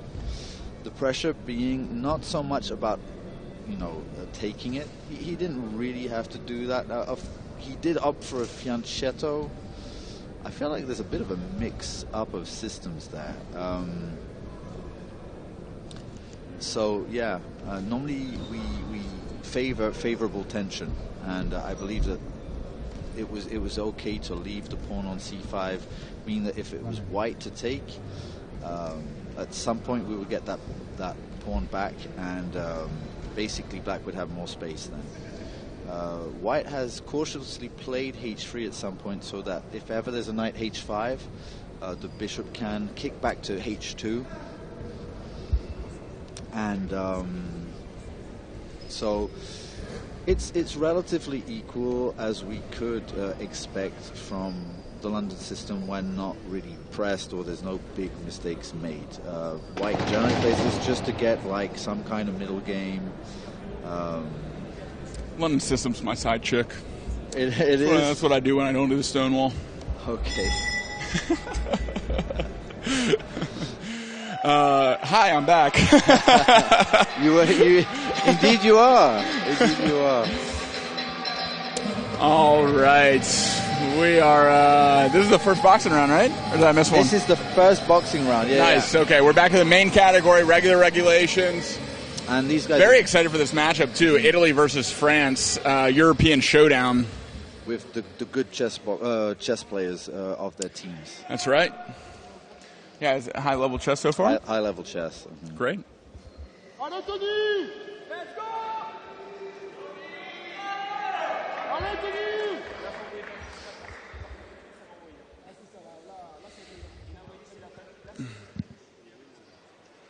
Gloves are strapped on. We have our Latvian referee back in the ring, overseeing this Italian versus French showdown. Gloves are being checked. Mouthpieces are being put in. And shout out to Thomas Cavanaugh in the corner for France, former world champion, former IFC fighter, and one of the sponsors of the French team this year. Not competing, but very much a part of the team, and working the corner for Anthony. Well, basically, a French team even exists is basically thanks to him, because he was the pioneer in France. Actually, I did an exhibition in France with EP, but I'm just not going to count myself in that. Thomas is definitely the pioneer for France. First native Frenchman to compete, and because of his relation to Guillaume, being the cousins, that's what helped spark the growth of the chess boxing program in France. So the boxing great jab level, so far. Mm-hmm. The boxing level was pretty decent. Big, kind of like a load up counter right. That's easy to see coming. France avoids it, but if one of those lands, it could be trouble for France. Lots of 1-2s. Great hook goes. The hook goes wide, but a great cross lands. Great left hook to the body, left hook to the head. Definitely showing that he has been practicing his boxing better than the last time I saw him train, for sure. Ooh, good counter by Italy. A little too much on that one for France, and he paid for it. Good parrying and head movement. But now, Italy emptying the gas tank, going crazy on a covered-up Frenchman in the corner. Enjoying every second of it, apparently. Yeah, and the Italian crowd really egging him on. I don't know if it was such a good idea to be throwing that many shots. But, on his face, it looks like he's having fun. He's begging him on. He's like, come on. Now it's your turn. Now you throw at me. A very animated Italian fighter. We love to see that. Ooh, that always looks cool to me when when two people throw a right hook at the same time and then their elbows catch. I always think that it looks like a cool handshake or something. There goes left hook to the body. Searching for that liver. Was he hurt? Because he went really far away. Keep searching for that liver, man. Give me that liver. He believes in it, doesn't he? That liver shot. He was looking for it again. The left hook to the body, left hook to the head. He really, he's telegraphing it a lot, but the Italian's doing nothing to combat it.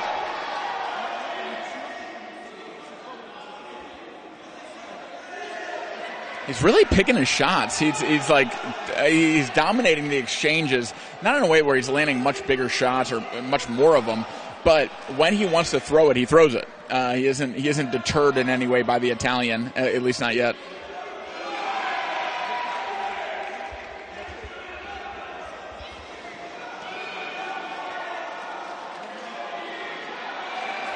Nice lead. Lead right straight.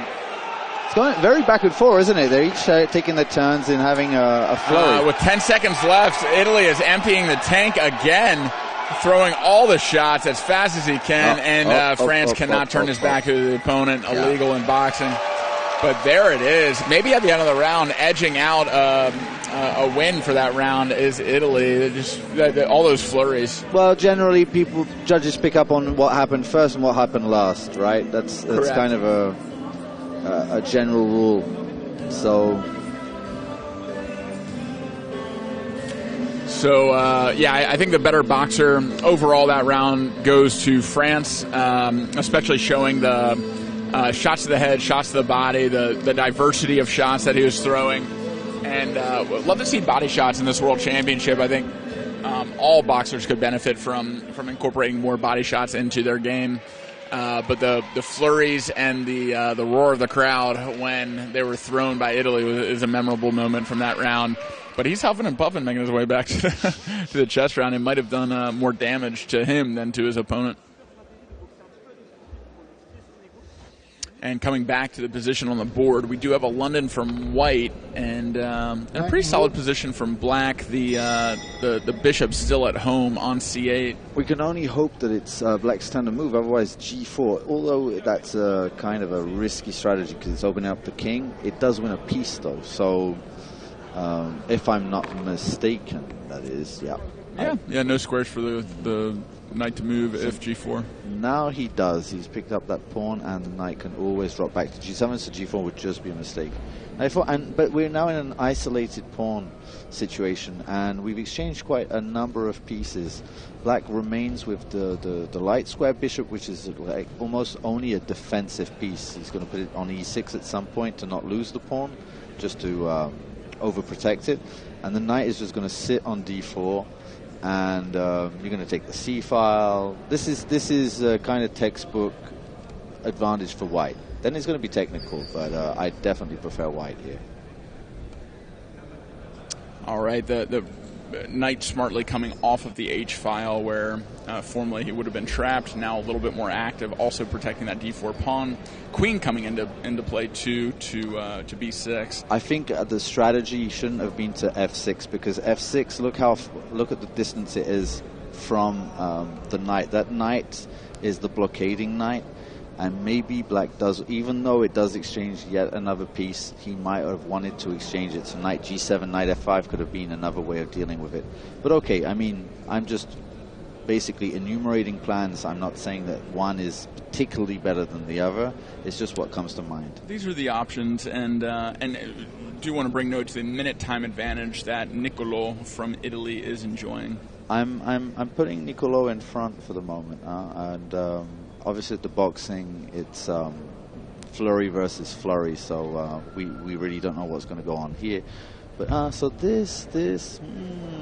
well, he doesn't actually lose his advantage, but he could sit on that. You know, I was talking about favorable tension earlier with the pawns. You kind of had the same situation with pieces there. Nobody was pressed for time.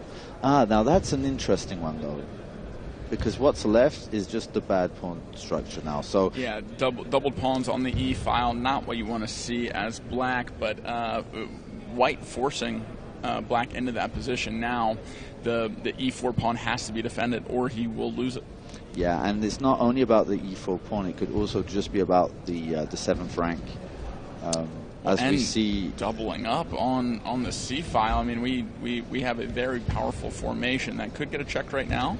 What I would do was probably b4, what he's doing, because when he's going to leave the b2 pawn, at some point you're going to have to protect it, or black's going to get enough counterplay. For example, if you'd have taken the pawn on e7 and he takes the pawn on b2, that queen side majority would actually favor black. So. All right, queen on the 7th rank, challenging the rook, but the bell rings before a response from white. It's a very interesting position to end on. We'll see what happens in this next boxing round, and that could affect how they come back to the board. It could. Rook endgames are notoriously known to they all being drawn. I think it was Tarash. If played correctly, and that's a big if in the chess boxing world. Because especially when you're having a high heart rate like Carl and I just experienced and played chess, blunders happen. All the time, man. All the time. All right. We do have a minute in between rounds. Sometimes that's a few seconds more, especially when there's extra gear like Chessboxing Lite or whatever. But gloves are coming on. Looks like the French fighter's ready to go. Latvian referee sharing the same sentiment as me, which is the Italian's just taking his time. He doesn't have his other glove on yet. And Anthony ready to go. Staring down his opponent, getting hyped up. And time to rock and roll.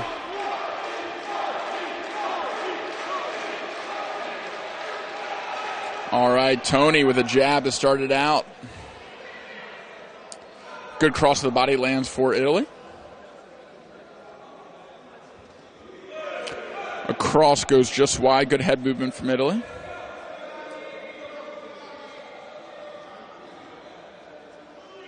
Almost into an observation round in round 2. Oh, great counter. 2 big right hands land for Italy.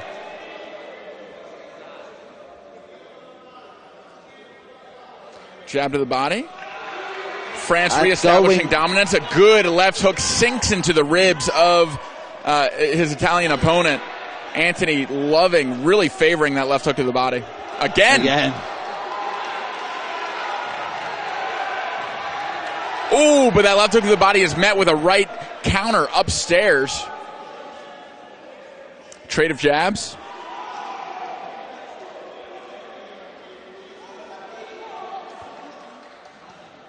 Another attempt at a left hook to the body, but it grazes him this time. Italy covering up, not showing any sign of a counter, and France just having a field day. I just love him going back to the lever each time. Seems like the French corner was getting a little too into it. The referee saying, chill out, get off the canvas. Good slip by Italy. And a rock back counter. 2 jabs to the body land for Italy. Yeah, you want to move out of that position. You don't want to stay there too long. Especially that Tony knows exactly where to aim. He's got his target ready on that liver.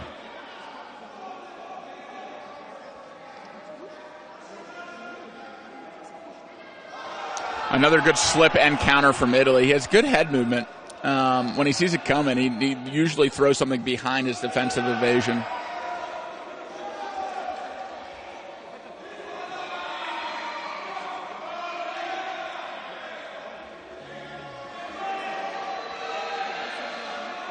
Tony's winning the boxing rounds, though, isn't he? Yeah. Tony's winning. Mostly because of ring generalship and actually setting up his shots. I don't think those flurries from Italy are actually doing much or scoring many points. It depends on how the judges favor it and how they score it, of course. But it's in my eyes, those aren't doing damage. And he's throwing against a guard. So how does it work? The judges, are they from all different nations? Yes. So the referee rotates out if they're from the same country as any of the fighters, and then they have multiple judges. I do think it's hard to get away from at least one Italian judge in every match, though. Just being in Italy. Fair enough. Hopefully we could do away with judges altogether. If never leave it to the judges to decide. Just win a chess. Or be clear and win at boxing so clearly that... It's true. Such a small percentage of chess boxing main event style or format matches go down to who wins the chess rounds. Who wins the boxing rounds. Because it only happens when there's a chess draw. In the event of a draw, then it comes down to boxing rounds 1. And that happens in less than 5% of matches. Maybe even less than 1% of matches. Well, chess is just so determining, and yes, in chess, the most likely result somehow is a draw. I mean, it's like a 50-50. It depends on what level you're at. But when you add in the time component and the boxing component, it's very rare that draw happens. I've seen people repeat moves because they kind of want out of the boxing, and I don't know. It's ironic because repeating moves makes it come down to the boxing. Yeah. No, but they want. I don't know. I don't know what they want. Well, we know what Valentin wanted last night when he found a perpetual check and repeated his moves. He wanted it to come down to the boxing because he was dominating his Russian opponent. It's white to move, so this is very dangerous for black. This can't be far off. I can't believe Nicolo actually took so long to play that move because that move is actually obvious. It's a check, and if he's coming in the back door, the back rank is controlled by white. Definitely King H6 is already losing, like almost on the spot. Queen F4, King G7, Queen F8, mate. So I think that's... And he controls the dark diagonal that could lead to a perpetual check from black, from Queen the back F4, rank. and now King G7 is a blunder, so he has either G5, which is Queen F6, and then, or... mate. Yeah, very close to it. Yes, G4, King H4, Queen H6 mate. Or the King H5 immediately. No, I mean, Tony needed to think a little longer there. Yeah, because coming back to G7 is an automatic checkmate. I mean, that's a very typical formation that you learn early on in Puzzle Rush or anything.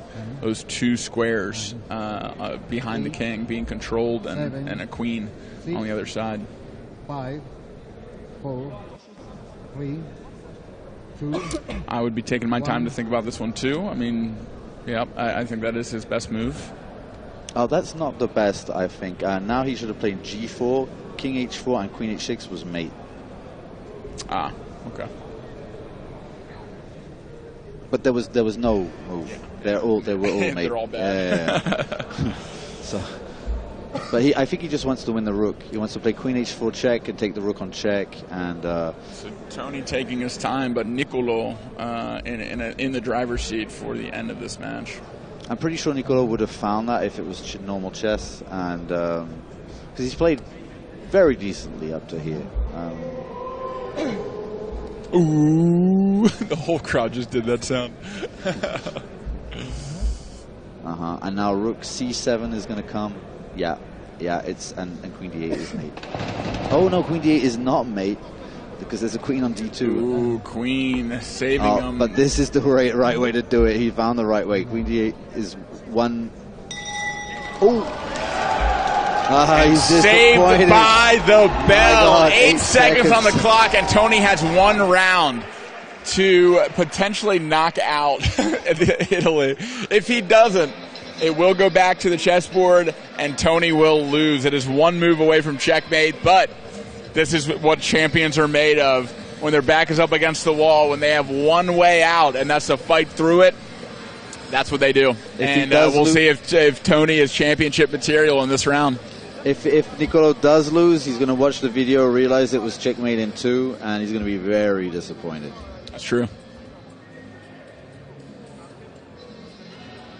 So if I'm Nicolo in this situation, I'm thinking defense first. Use the space of this ring, dance away, use my jab, stay alive. Checkmate him, live to fight another day. You don't need the flurries that's just going to tie you. You just need to yeah. And we'll see if those flurries come back to haunt him, because those kind of flurries fatigue you, and he needs all the energy he can muster in order to be defensive in this round. Well, in chess, I've been saying from the start, don't try and win twice. In chess boxing, it's the same. I mean, to an extent, you should stay active.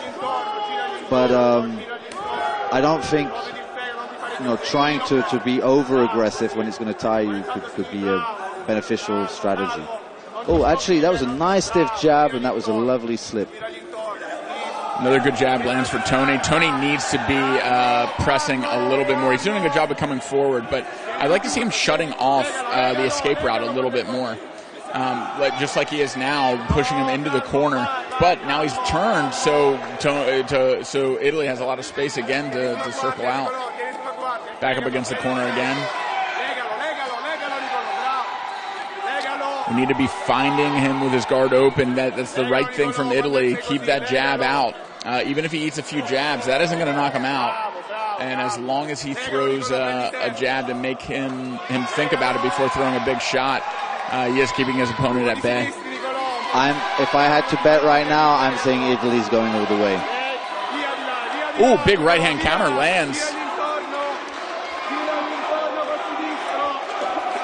Look, Tony is winning this round. Like, there's no doubt about it. He's landed more shots. He's the aggressor. He has ring generalship. He's controlling the ring. But he doesn't just need to win the round.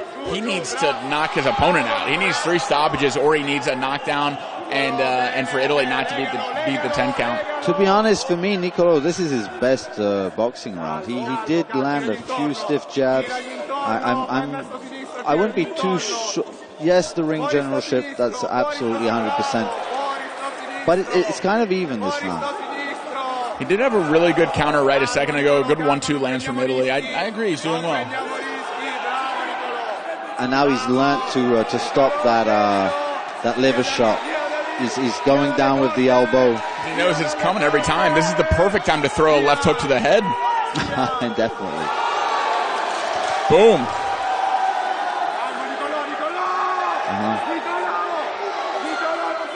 That would have been the perfect time to knock him out. It would have. Do it again, do it one more time, and then find the chin. Left hook to the body, now left hook to the head. He has to go up too, yeah.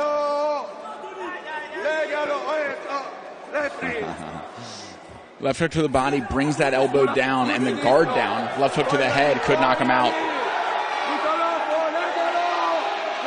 He's going to be sore on that left rib tomorrow. Right rib, where the left hook's landing. 10 seconds left. It's looking like Italy is not only going to survive this round, but actually did pretty well. And what a shame for Tony. Having a hell of a fight, showing a lot better boxing than I've ever seen from him before. But it wasn't quite enough this time to save him from the imminent checkmate on the board that both men are walking back towards right now. A great match, but an unfortunate loss for France and for Tony, representing the Frenchman. Nicolo definitely understood the assignment there. He did indeed. He navigated that round very well. Very defensive, countered when he needed to, so he wasn't just in a shell the whole match, the whole round. He had a little bit of a tortoise style at some point. Yeah, which totally makes sense in that situation. Bravissimo. And a round of applause from the hometown and his Italian countrymen. It is nice to see Italy win a world championship when they're hosting. Absolutely. Definitely. Proud of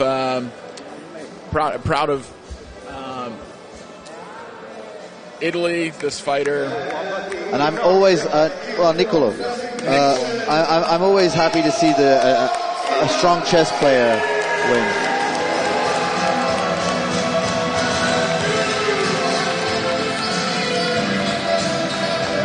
So there we have it, ladies and gentlemen. Nicolo winning the under 65 weight category in the men's chess boxing main event division. Big smiles on his face, Italian flag in his hand, and good sportsmanship all around. What a match.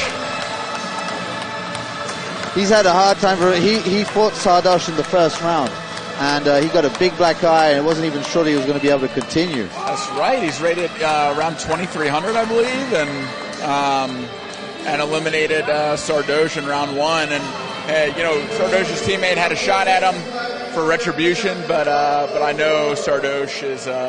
There's a little piece of him that's glad that the person that beat him went on to win the world championship in his weight category.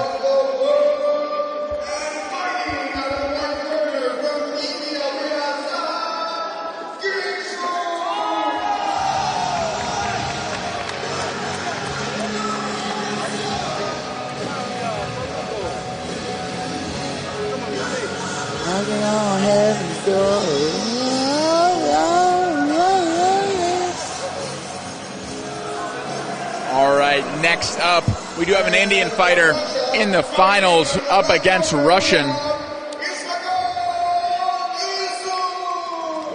What have you got? What's the lineup after that? You've got how many more fights? Oh, there's only 3 or 2? 3 fights left. Okay.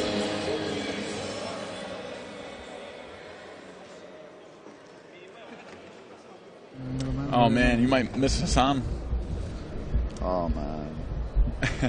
Carl is going to have to leave us. He's got a train to catch, so will not be here till the end. I'll probably loop in another co-commentator, although no one can replace Carl Strugnell. I very well hope so. Glad to hear. Maybe I'll get Val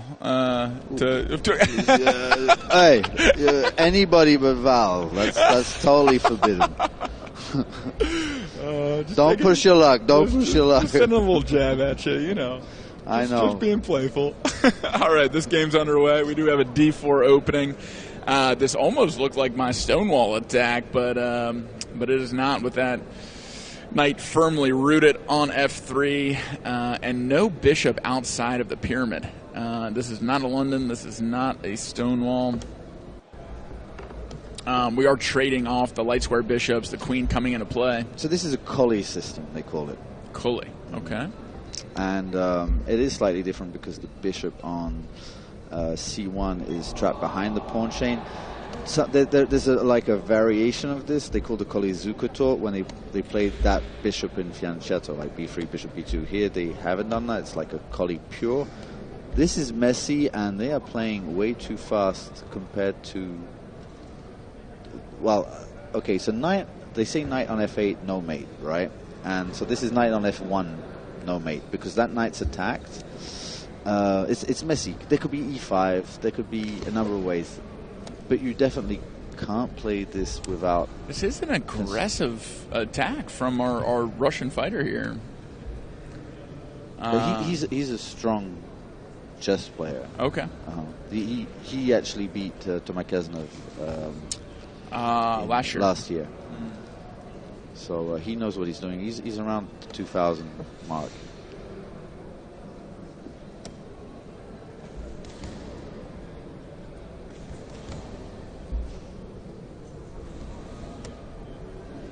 So Saha hanging in there, not much development. He's kind of forced onto his starting ranks here.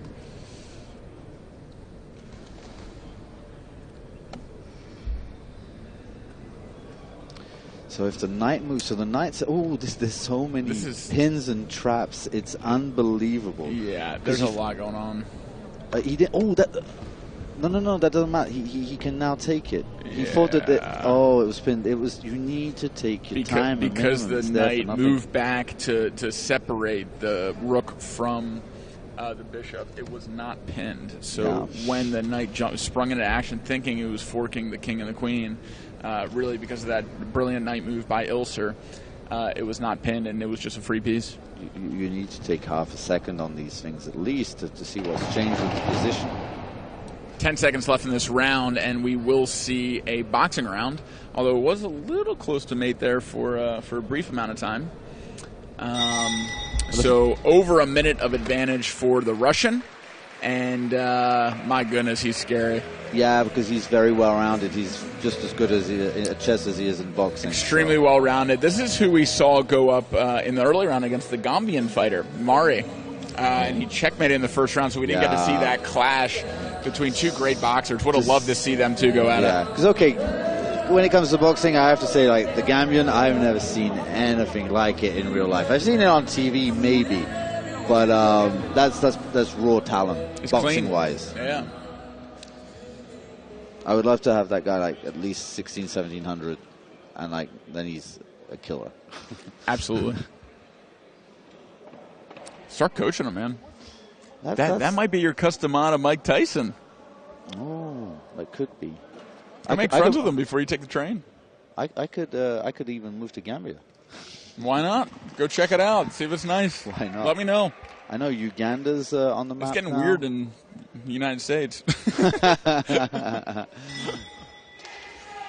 Oh, man. Wow. Fiery start from the Russian.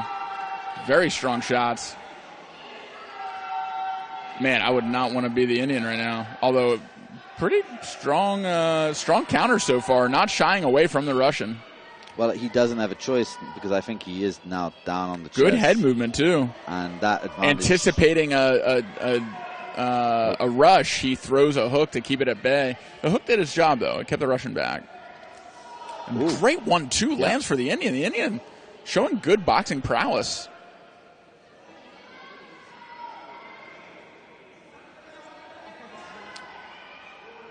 Very Russian style. The bounce forward, bounce back, the long, clean shots, very technical. The pendulum steps. Mm-hmm.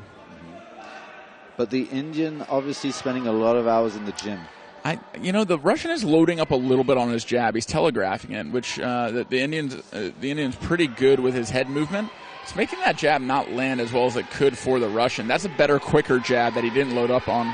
I think he might have a slight superiority complex, thinking this is going to be easier than it actually is.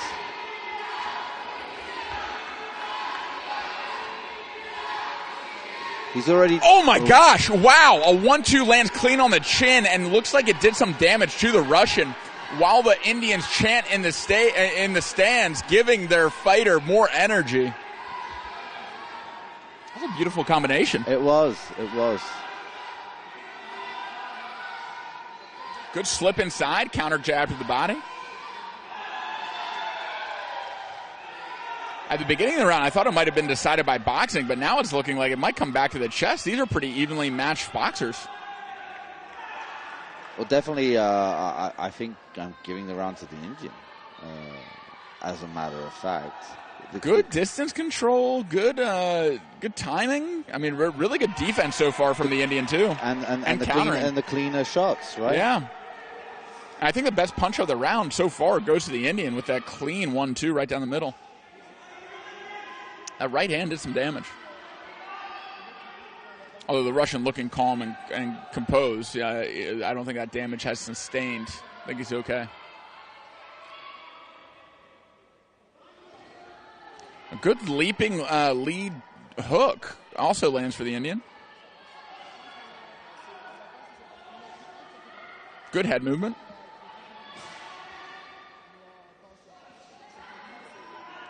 Counter right goes just wide of the Russian. Russian with good head movement too. 10 seconds left. Why does he keep touching gloves like that? Goes for a jab to end the round, but it is back to the chest. I think the Russian knows he's in control of the chest. I think he felt the power of his Indian opponent with that big combination that he threw about middle way through the round. And I think he's like, all right, I'm just going to go back to the chessboard. Like, maybe I won't mess with this guy too much. He definitely came with the intention of dominating in both, and he's like, well, okay, I'll give you that much. And to quote a wise chess boxing philosopher, why win twice? Why win twice?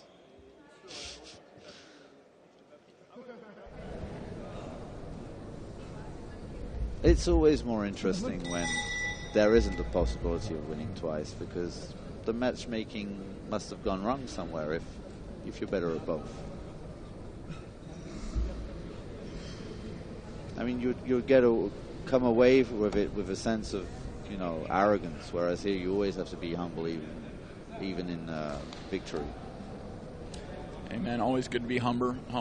Humber, too. Humber. Been talking for 6 days straight. So there's a piece more, and it's obviously not possible to compensate that with the slight kind of weird semi-weakness around the Black King from the fact that he's advanced that G pawn so far. It's almost bizarre kind of position. That actually, it looks like the queen's pinning the knight, but it's the opposite. Oh, hang on. Yeah, I'm not sure. One illegal move, black. All right, illegal move for black. So there is a chance for the Indian. I mean, if there's 3 illegal moves in this round, the Indian will win. Yeah, don't count on it, though. I think it was slightly misplaced. And just, but I see Ilsur is kind of panicking. He didn't think he thought it was going to be a walk in the park. And it is not. All right, doubled up rooks on the D-file means trouble for that rook, who is protected on the D-file, but if black attacks, he will win 2 rooks. Yeah, something needs to be done here. I really like how black's placed the pieces. Now knight will come to D4. Always constantly surveilling all these squares like E2 and very F3 confused check. by that queen move. Why to the corner? Yeah, why indeed? Well, hide it away, make him forget about it, and then play rook E1 and rook E8 mate. Interesting. Yeah, I don't believe in it because it's just too telegraphed, Oh, he's offering a trade instead? Yeah, well, that has to be bad. Well, now E1. Now E1. I mean, you can't trade when you're down. Everybody knows that rule. E1, then rook D1 to force the trade? No, you take it. No. What happened there? Where did he move? He just moved the pawn. He just I don't moved understand A2. this. I don't understand that. I understand if people, are playing bad chess, but here the guy is a decent chess player, and all of a sudden just goes a horrible completely move. blank. Horrible move. Like, who would even think of A3 when this is going on? Yeah, I mean, maybe thinking that because it's protected. I mean, of course, it's an improper calculation, but maybe think because the queen's protecting it. But, man, E1 would have been his shot at glory. That would have been his... Thank God we get to see another boxing round here, though. A bit of a Hail Mary shot, I don't believe, because it's just... Okay, but actually, the rook D1, and then rook E1, because the guy could start thinking, oh, he just doesn't want to exchange, right? He's not seeing the intention behind it. That's right.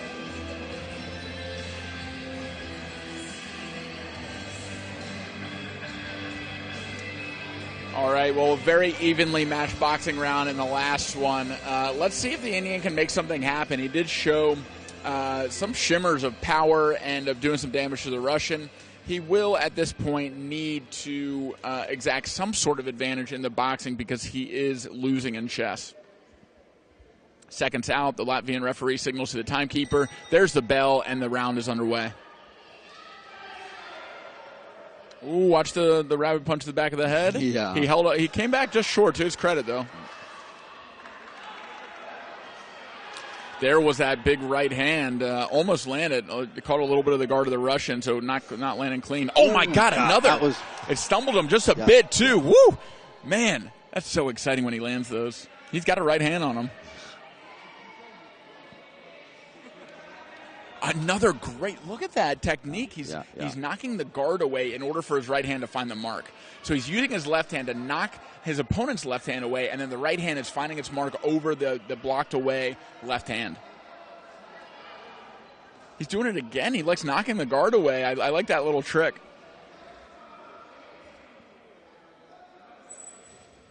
If you started tortoising on me, that was my plan for you. I was going to rip some guard away. Oh, you were going to do a Lomachenko. Yeah, exactly. Yeah, but I had but something you to didn't counter. too much. No. I mean, I actually figured maybe I should just taught it right from the start, have a bit of fun. Bulldoze into me. All right, back to this boxing action, though. Good up jab. Really impressed by the Indian's boxing. And to his chest, except for that rook blunder.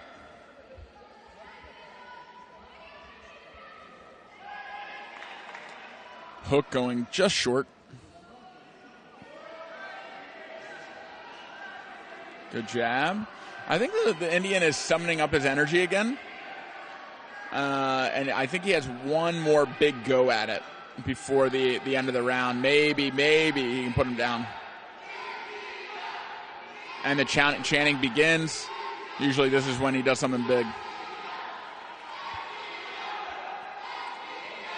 Maybe he looks vulnerable. Maybe he baits in the Russian. Maybe he knocks away the guard again and throws a big right hand. He needs to do something, though. There's the right hand. Not landing clean. It kind of grazed the temple, though. That is on target, just not hard enough.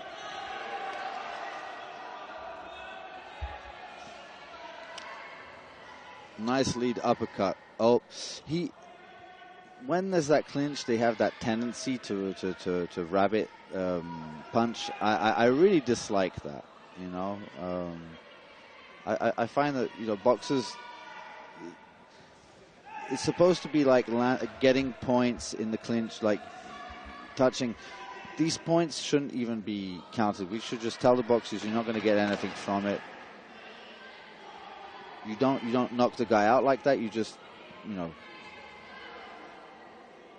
give him extra damage for no reason at all. Yeah, and there's the bell. The Indian does not get it done. He is about to head back to a very precarious position on the board. So kudos to the Russian in complete control that round. I mean, there were three that I can remember, big right hands. One that did some serious damage, stumbling his opponent. But otherwise, the Russian dominating the center of the ring, landing more of the shots, and coming back to a position that favors him on the chessboard.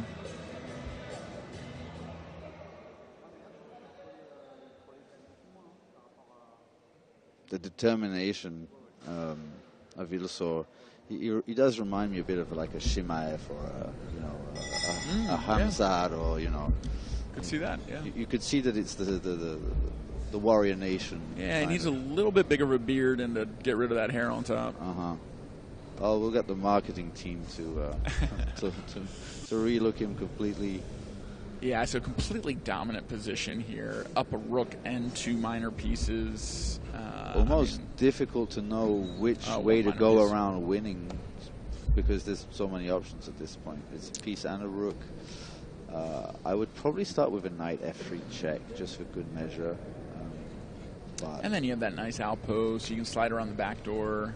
Yeah. You can pin the knight to the king. Bring the other knight in if you wanted to. Right. Maybe trade off the knight. Maybe trade off a knight, just a defender left. I'm out of... a lot of options. Yeah.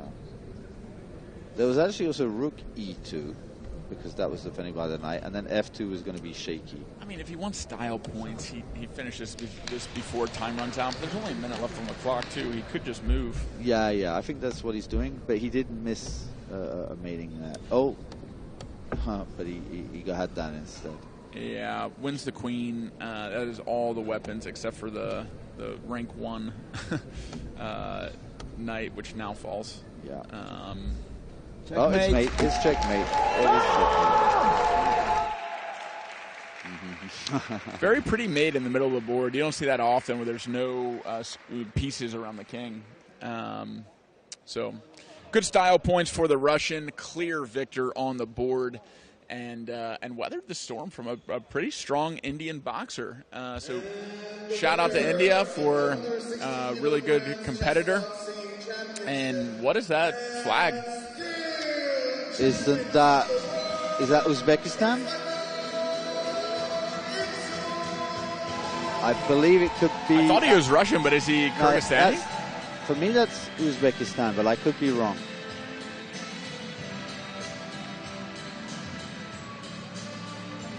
Yeah, I mean, our cheat sheet says Russia, but he is bringing up a different flag. Maybe he's from another nation and fighting for Team Russia.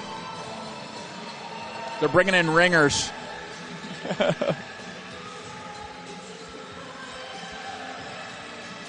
So a 2-time world champion now. Last year beating Thomas Kavanagh, and this year defeating the Indian opponent, who was Saha. So shout out to Saha. Really good fight. But Ilser, once again, coming out victorious and giving another world title to Russia. I think I'm going to have to dash. What's the next fight? There's only the next fight is Hassan. and there's what? There's 2 fights. What time is this going to? There's only 2 fights left. So it's Hassan next, and then the final fight is Juris and Olivier. You reckon by 6 it could be done? I could jog back to the hotel? Could be done. Let's try it. I think you're good at least for Hassan.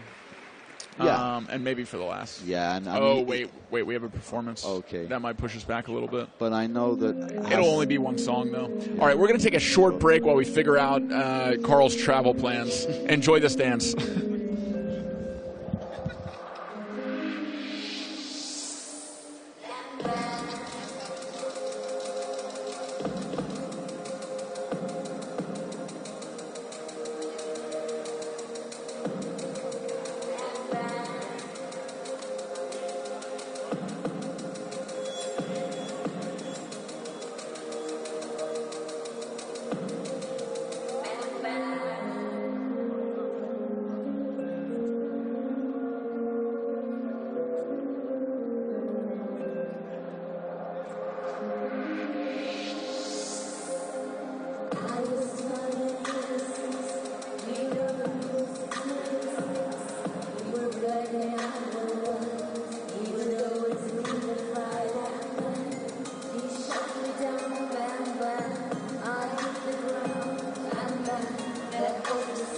Bam, bam, my baby shut me down.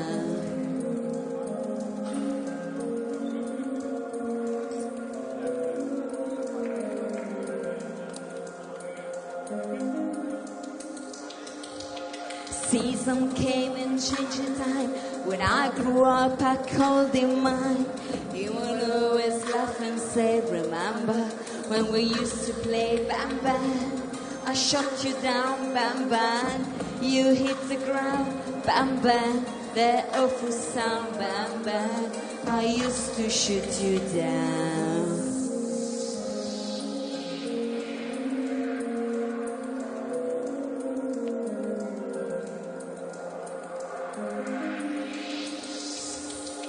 Music played on people's sound. Just for me, the church bells rang.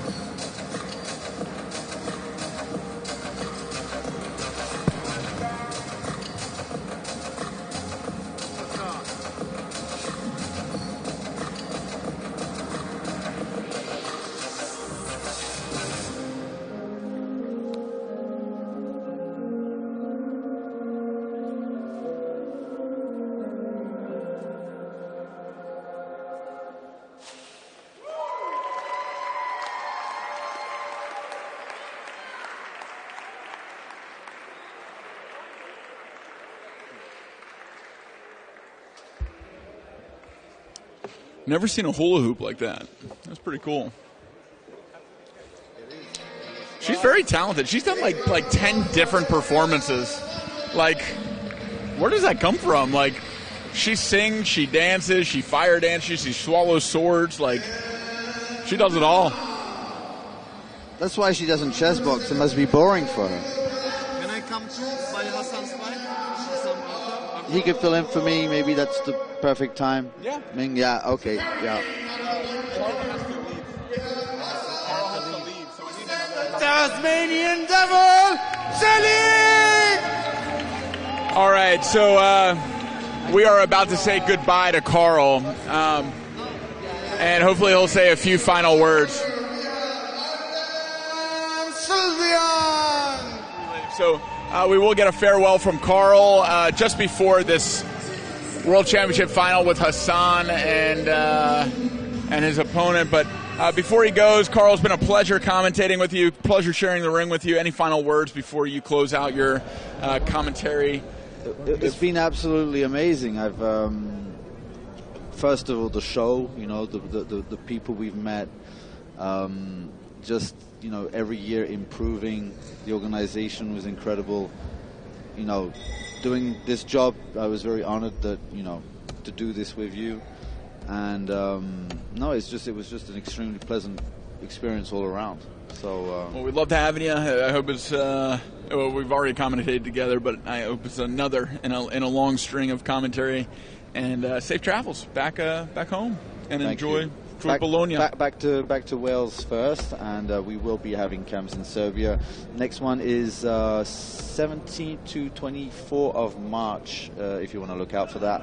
And my website is chess-magic.com. You got it. So you know where to find Carl, and go to a chess camp, and we will be welcoming Dagukan from Team Turkey into the commentary booth in your stead. So your headset's in good hands. Great. Well, he was my cornerman, so yeah, there we it's go. the same team. All right. Take care, Carl. Take care. Bye, all. And why Dagu gets set up here, we do have the opening already underway.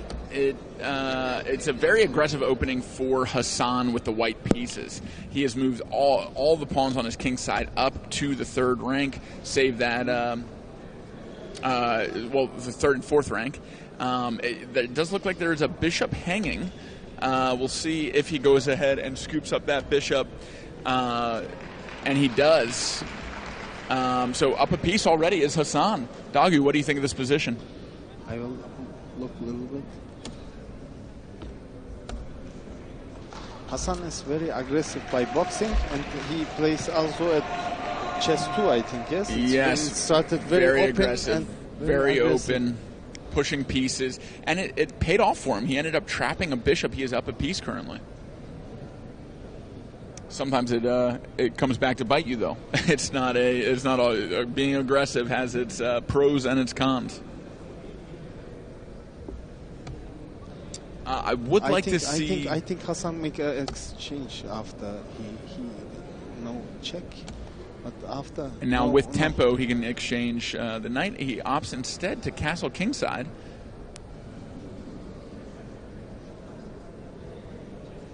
Yeah, if the f pawn is pushed, he's going to have to exchange. Otherwise, he is safe right now with the pawn and the bishop protecting that knight placed on e5.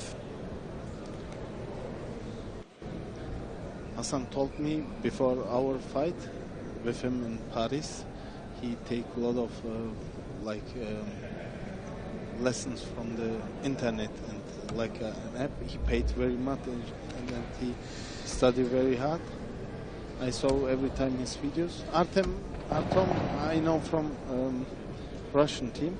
When I was in Chessboxing, one time I meet him and in St. Petersburg, like Sochi, he was too there, and I was very interested on this fight now because Hassan is very fast, but Artem is very good boxer. Yeah, great. Yeah, Hassan, they fight last year in the World Championship. This will be a very exciting style to watch. Hassan is a raging bull. He comes forward. He's very aggressive, throwing shots from all angles. And Dagu is saying that Artem, the Russian fighter, is very good balance to him, more composed, a counter-puncher. So this will be a clash that'll be very interesting to watch. And Dagu fought Hassan in the IFC. So he is used to that onslaught of aggression. And maybe shared some of your tips with Artem when you trained. But they have already faced in a world championship. This will be a rematch, and we are just about to get underway with our ref Valfongo Rizzi checking the fighters, signaling to the timekeeper, and here we go. First bell has rung, and I think interesting. Artem Taking the center of the ring is Artem. Yes, because Artem is a very experienced fighter. He has a lot of fights, you know. Wow, big jump to the side and pivot to get out of the way of the bull rush. Like a matador, a good counter for Artem. I think he will fight like a matador because Hassan is Artem attacks very doing aggressive. A very good job so far of pivoting, moving laterally, and making Hassan have to pick his head up to try to find him. Watch for the pivots. Good 1-2 lands for Artem. Uppercut, hook. So far, this is Artem's fight. What do you think? Will he gas out, Hassan? Gassing out? You say, I don't know the word, but his energy get low, I think. You think he's more fatigued? Wait, it's possible. He did compete earlier today in Chessboxing Fit. Maybe some energy was spent there. Yes. But this is also, wow, big right-hand counter lands for Hassan, though, just as we're talking about it. So really good head movement and right-hand counter. But a left hook to the body, left hook to the land lands for Artem.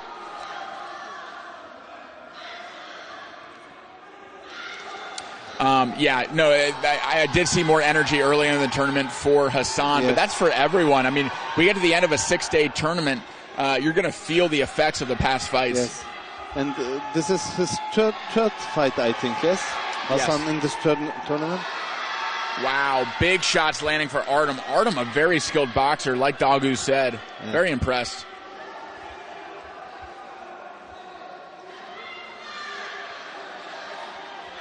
Hassan rearing up, waiting for the guard to lower of Artem to mount another attack. But Artem, defense is solid so far. Saved that big right hand that landed earlier. Normally, if not Hassan, it will be other fighter will finish his energy with so much punch. But Hassan never get tired like this, yes? And Artem protected himself very good. Look, every time on his guard, this fight. It's amazing how he never gives up. You know, he always keeps coming, no matter what. It's the type of spirit we like to see in chess boxing. A great uppercut hook and 2 hooks. 3 hooks land for Artem. My goodness. Another big hook cross lands. It looks like Hassan is just unfazed, though. He can take damage.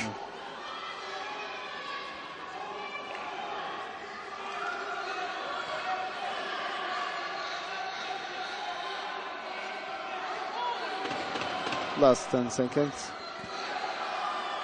So 10 seconds left in this round. We're almost done. A clear victory in this round for Artem, not to the detriment of Hassan's effort.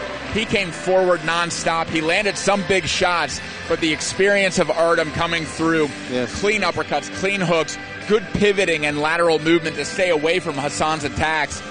So that first round did look like it went Russia's way. And we are back to the ring. Big breaths coming from Hassan as he starts to consolidate his energy. A little jog back to the board for Artem. And we are about to start the second chess round, third round of the match, in just a few seconds.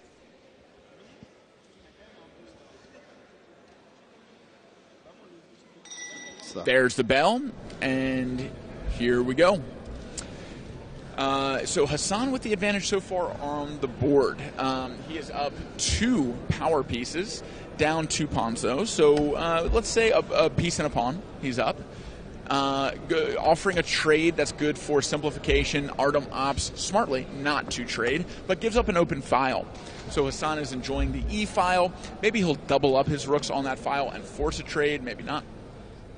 And he has the time advantage. There's a very good. A significant time advantage, 90 seconds on the clock for Hassan. So Hassan doesn't need to win the boxing. He just needs to not lose the boxing because right now he's in the driver's seat for the chess. Yes, yes.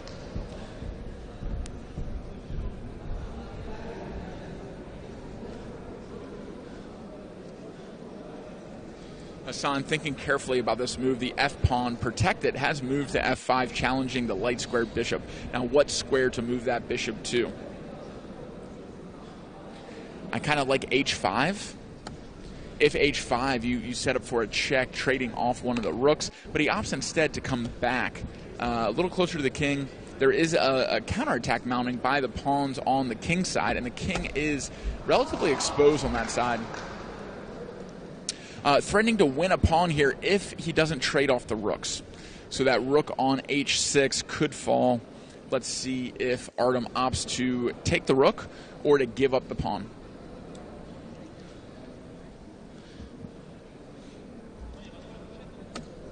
Every exchange is good for Hassan, yes? Yes, yeah. So now the knight is challenged. He could slide the rook in behind, or he could just move the knight right back to that outpost that is controlling one of the king's squares. I would probably slide it right back. You are never moving that knight from C5. Oh, why didn't he? Oh, okay. Yeah, I think that's an inaccuracy. Yeah. I looked to the wrong side of the... Okay. Challenging the rook. Let's see if he pushes it to the second rank. He does. He wants to keep that tension. Now, I'd probably slide the king over to protect the rook so that my my knight can be free. They have last 25 seconds to the boxing round. Coming up on the end of the round, a clear time advantage for Hassan, and enjoying a 2-piece advantage as well. Hassan looks very, very... 10 seconds to go. I think this is where I start to, There's the checkmate. Whoa. The finishing blow before the next boxing round. Hassan winning a world championship, bringing it home to his country of Germany, beating the Russian Artem, who showed incredible skill in the boxing ring, dealing with Hassan's style, but fell short to the onslaught, the aggression on the chessboard for Hassan. There is his signature backflip, an incredible athlete, and such an energetic, such a happy, passionate soul is Hassan. What a match. We can see he really focused on this tournament very much, and he gave all things to be the champion. He trained very hard, chess, boxing, maybe Artem should play a little bit slower, because it was just 3 or 4 seconds to the boxing round, and he can try to win again. But and he is improving so much. Big congrats to Hassan. We all know his heart and how hard he worked for it. A well-earned champion, and usually he is very happy, energetic, celebratory, but he looks stoic right now, very serious. Yeah, very serious and very proud of him. Look his face. Very good. Yeah, definitely want to have a word with Hassan after his victory. Hopefully we can catch his attention, get a few answers for him of how he felt about the boxing. But thank you so much for joining for this matchup. I thank you for your invite. Yeah, and tell us more about what you have coming up. You're one of the most well-known chess boxers because you fought all over the world. You've been in India, you've been in Russia, you've been in Turkey, now you're in Italy. Yes. You've been in the IFC. So what is next for you in the chess boxing world? I have some invites from other countries. Lebanon, they text to me and they said, will you come, we want to have an event, do you want to fight in Lebanon? And I have some connection with the England Chessboxing Nation. They have, they wanted, we speak about my informations, maybe next time there, but I like IFC very good, very much. And great promotion run by Guillaume, the head of the French Federation. Yes, we were there together with you in Paris and in Sète. Oh, I yeah. love the French team very much.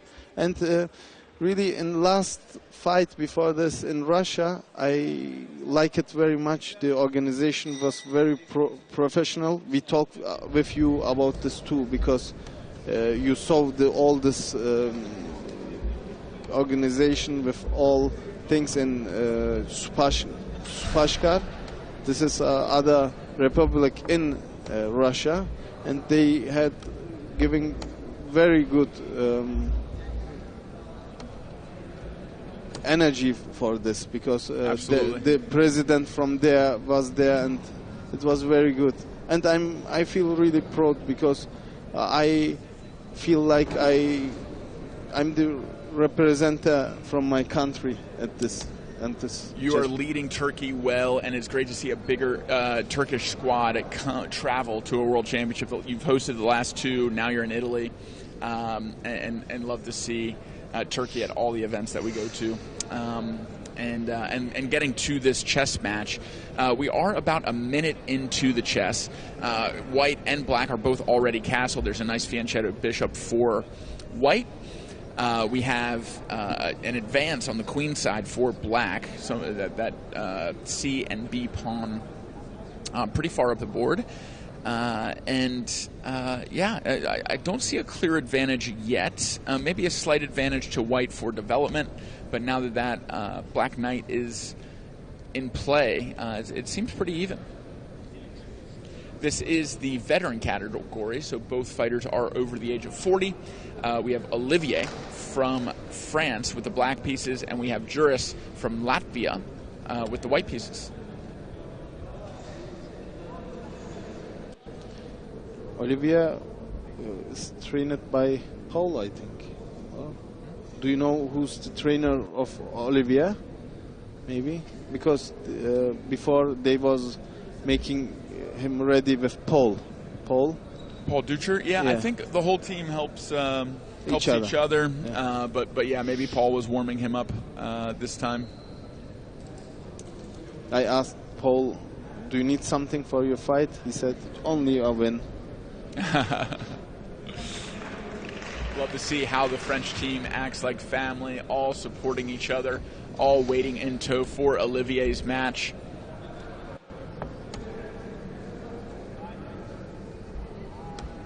Pretty solid position so far. I don't like that white knight on A5, kind of stuck on the corner of the board. No squares it can move to now. Yes. And cannot come out because of the...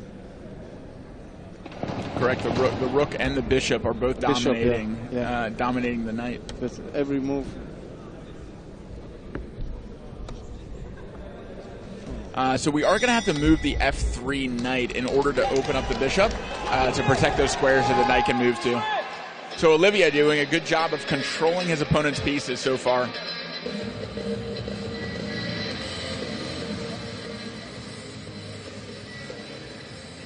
And the first round of boxing about to be underway.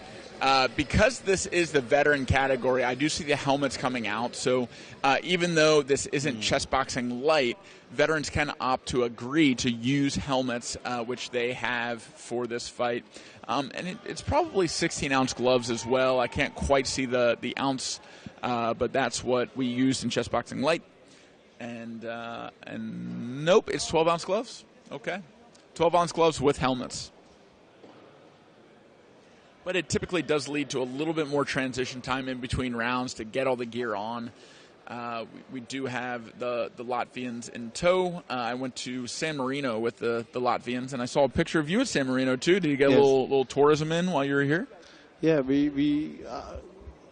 I hear the Russian team will go there, and I was there too. It's very different. I was thinking every time in San Marino, like I'm at the movie by Lord of the Rings. Yeah. Because it's very different. This it's one a castle on a mountain. Castle, yes. Yeah, very neat place. I was a bit disappointed to see how many shops there were. It felt like a mall. Yeah, everywhere are shops, yes. Yeah, but when you get up to the wall where you took the picture, there are no shops, and it's like Lord of the Rings. It's like you travel back in time. It's really cool and beautiful views. Yes. I like the nature, really. Everywhere was green around this. Okay. That's true. We do have a Russian referee for this matchup between Latvia and France, and there's the bell. First round underway. We do have Latvia in a southpaw stance.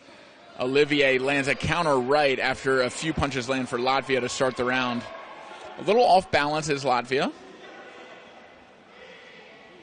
Strong shots being thrown. One lands to the body.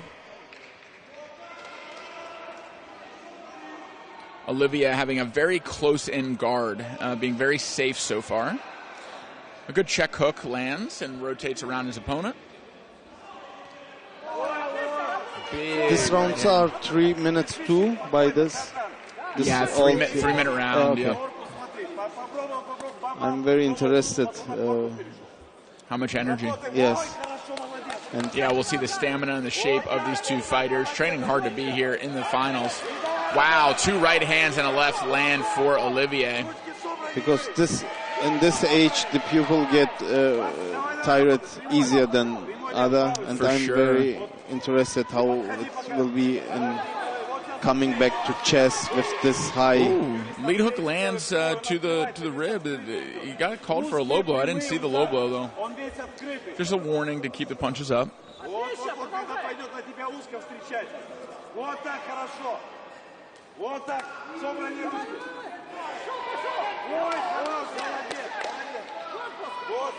A lot of shots going right into the guard of Olivier. Nothing really getting through that shell. And a good 1-2 lands for Olivier. He springs into attack mode, but back at a distance.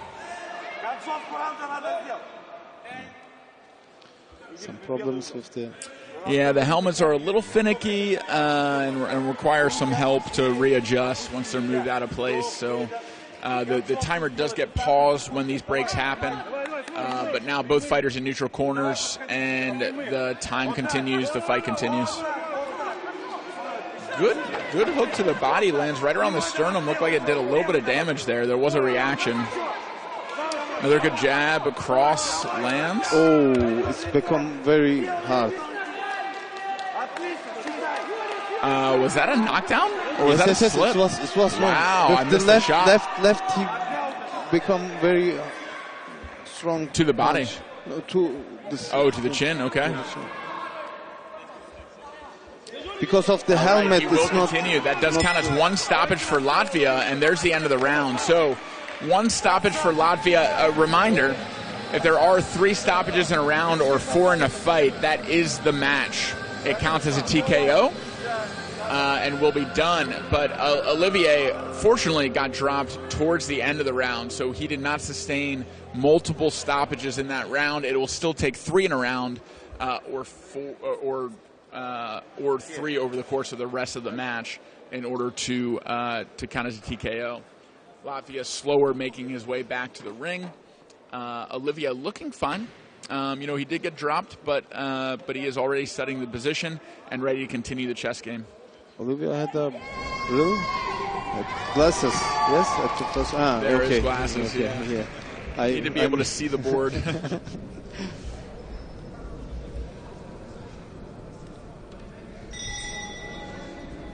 The bell is rung and the timer has started, ticking down for Latvia. Latvia with a slight time advantage, about 30 seconds.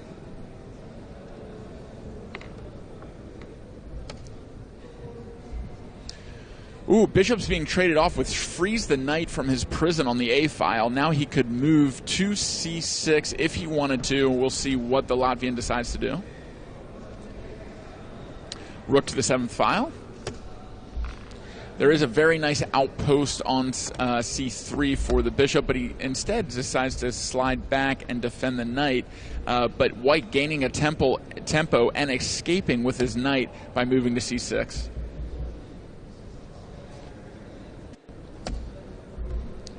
White with tempo opts to use it to move the king. And that was actually, getting this king to a slightly safer position and challenging the rook away. Yes. Now must the rook escape?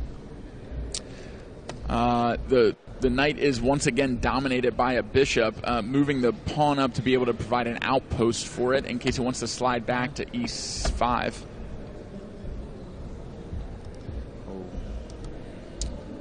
Also gaining in tempo, challenging that rook.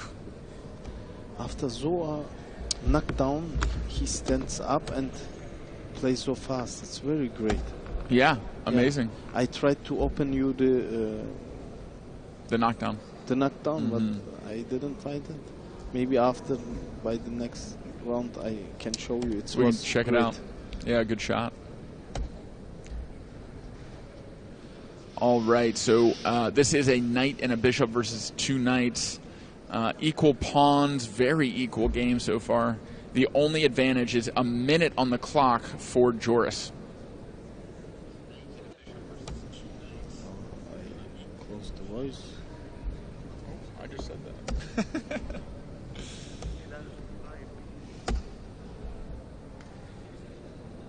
All right, 2 outposted knights sitting on the E file. A relatively inactive bishop, but that bishop could slide up. Now that the king is out of the way, bishop could slide up to F6. Seems like a good square for it.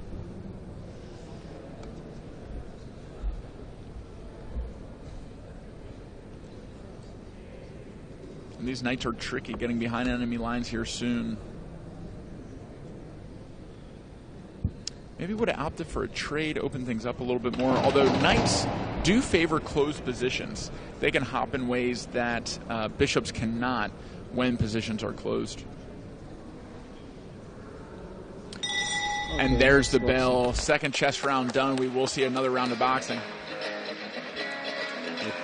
At this moment.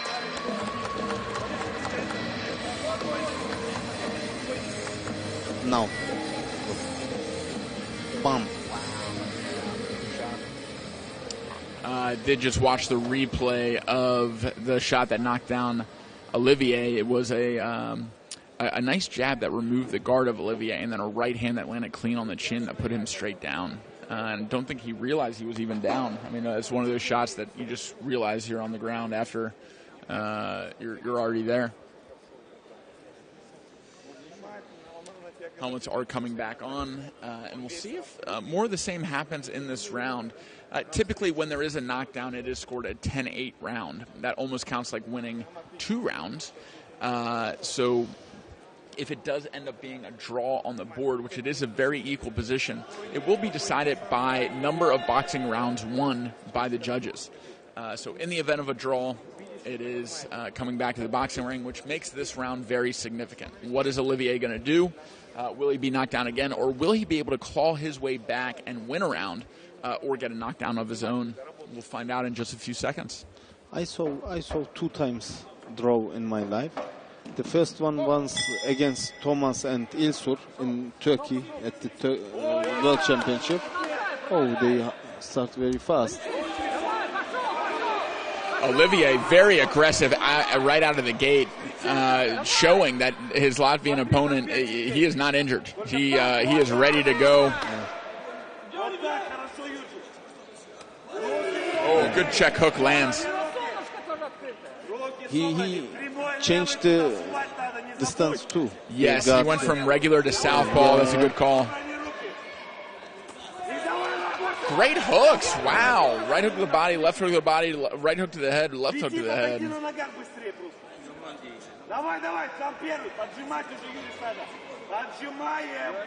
He reloads his energy very good at the chess round. Wow. Yeah, he did recover and rejuvenate his energy during the chess round. He started out very strong, and right now he's circling and recovering, smartly staying away from any kind of damage from the Latvian. The Latvian starting to show signs of life. But so far, this round has been all Olivier. Ooh, good counter left lands for the Russian. I'd like to see Olivier go back to that southpaw stance. There he goes. He was having success with that early in the round. Olivier tries to punch very hard. To the chin. Whoa. And again. Is that a count? Oh, no. Not a count, just a helmet adjustment. That could have been a stoppage, though. This has been extremely one-sided for Olivier so far. So sometimes in boxing, you don't have to knock down your opponent to score a 10-8 round. Sometimes it can just be domination in a round, even without a knockdown. So far, this is grounds for a 10-8 round for Olivier. Although the Latvian starting to drive Olivier back into the ropes. Oh, big, two big left right hands land. I'm happy for this both opponents because they have helmet. You know, it's very hard fight. Oh. Yeah.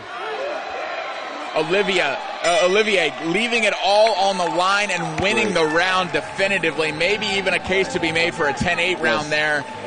Very impressive. The comeback after in the first round being knocked down to now having absolutely dominated the second round.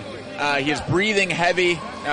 No question why he's breathing heavy. He just expended a lot of energy.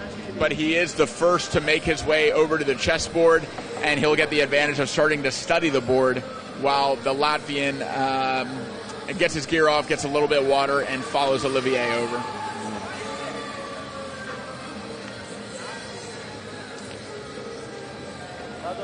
Yeah, and you were saying you've seen 2 draws in chess boxing. Yes. One you already described. The second, my guess, is last night. Yes. After the perpetual check. What a brilliant play by Val in order to win the world championship. Still reeling from that. If they would ask me which is your favorite fight in chess boxing, I would say that Valentin one was beautiful. And Sergio. Yeah, it was absolutely beautiful. And Valentin also on the French team that Olivia touts, and we are back underway. The bell is rung, and the clock is counting down for Olivier, who is at a time disadvantage. It is almost approaching a minute and a half. So that is significant. This is a relatively equal position, but time is very down.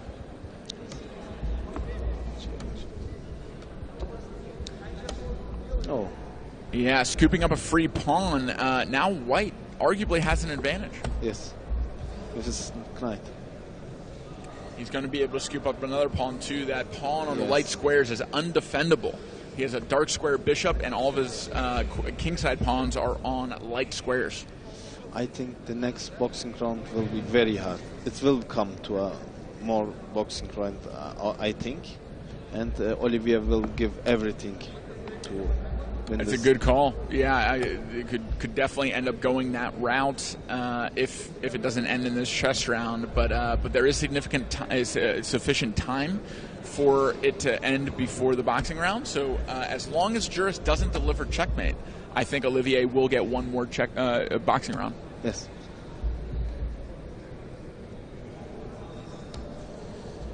There is a case to be made for taking with the king there, even though it separates the pawns. It advances the king to control more squares. Now that king is kind of stuck behind the pawns.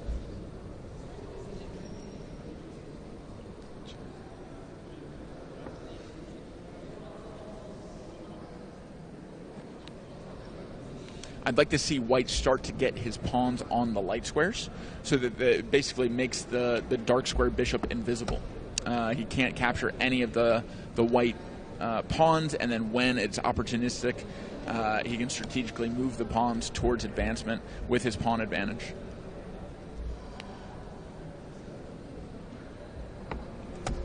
No problem with trading off the pawns on the F file with the E file.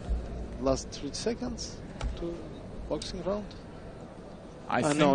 Last 1 minute, sorry. Yeah, 1 more minute on the clock. So, I mean, if Juris is able to use less than 17 seconds, he will time out Olivier. There is a chance of timeout here, but as long as Olivier keeps moving fast, he'll have enough time. Those precious seconds already ticked off. I think Olivier's safe. Almost safe.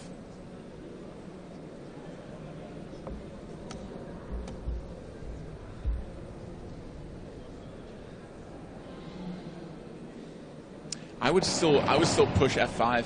I would trade off that center pawn, and then I would make my way over to the queen side and scoop up those pawns.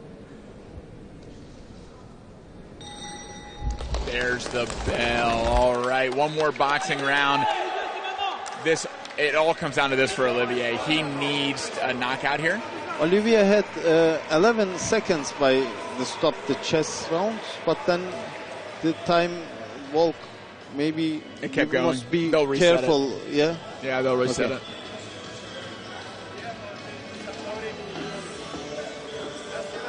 What do you think? Will it end with a knockdown or knockout this round? What do you think? It needs to be a knockout, and so far Olivier dominated that last round but didn't even score a stoppage. I think a knockout, especially with the helmets, is unlikely, but not impossible. So we'll see if Olivier can summon up the strength to score a knockout on this round. If not, he's walking back to a almost certain timeout or checkmate kind of position on the board. And Paul with his Turkish national tricot.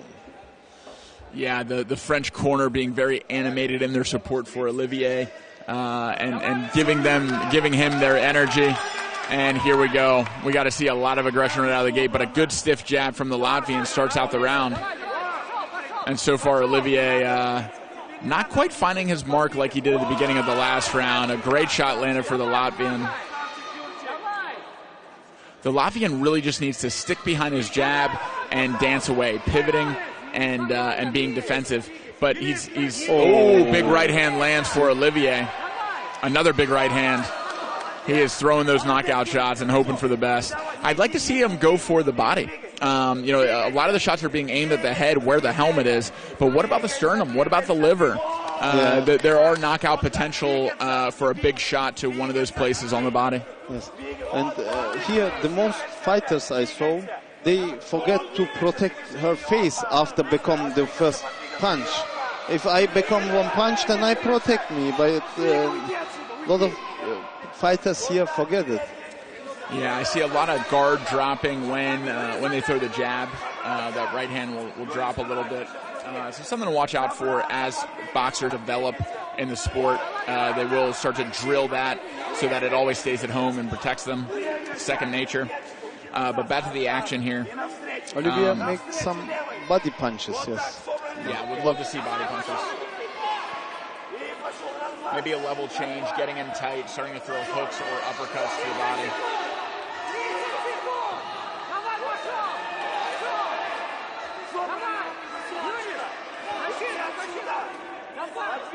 Подвигаться и навстречу раз. Вот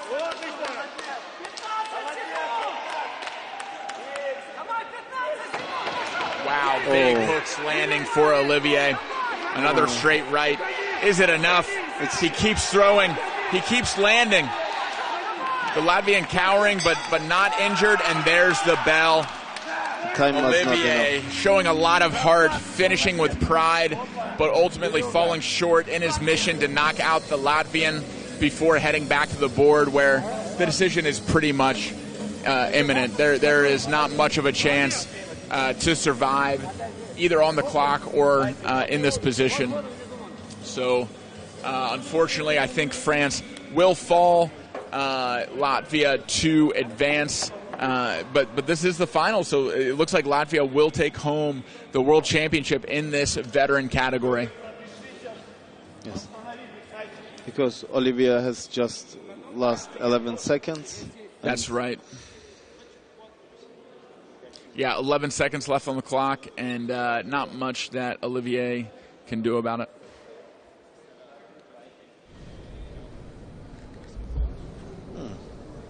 Seconds.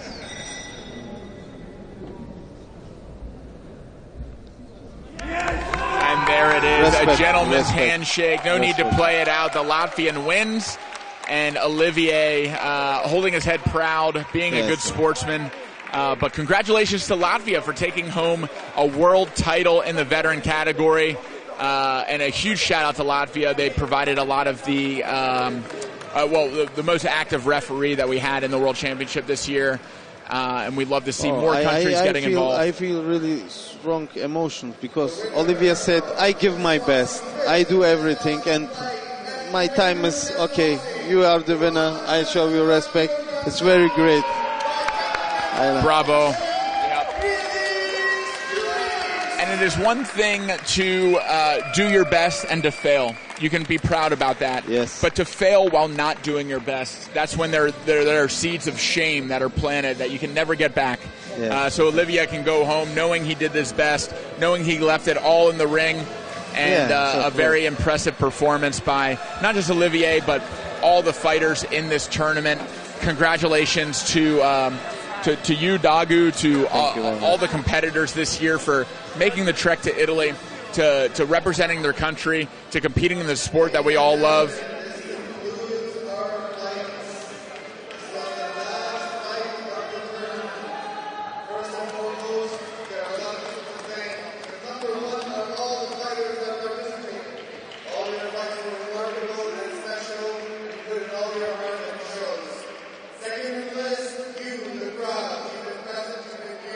Cheering, the fighters appreciate you. The Red Cross, they've been making sure the fighters are healthy, they can fight, they can do it, they're here for us. Yes. The delightful Emanuela Suano, who has delighted us with her dancing and her singing. We have one more show at the opening ceremony by her. The AV crew, Indigo Sports Tech, and everyone behind the cameras, behind the systems. The commentators, Matt Thomas and Carl Studner, who had to leave, thank you for commenting. The judges, the refs, who are putting their sweat and tears, making sure that all the fights are fair. And most importantly, our organizer, Wolfango. Thank you. Wolfango. You did very good job, very good job. We will be meeting here for the closing ceremony at 6:30. So 30 minutes break to start again. See you soon. And Wolfango said it, the lights are dimming. We will be taking a 30-minute break from the stream and coming back with the closing ceremony and the award ceremony. So thank you for tuning in. Thank you for supporting Chessboxing. I hope you enjoyed all the action today. Dagu, any parting words before we take a short break? I say every time the same thing. I'm very happy to be a part of this. Thank you very much, man. Well, we're happy you're a part of it too, and we're happy that you at home are a part of it as well. Thank you for tuning in. Thank you for supporting Chessboxing, and we'll be back with the medal ceremony, more performances, and a lot of Chessboxing goodness. So we'll see you in just a bit. Thank you.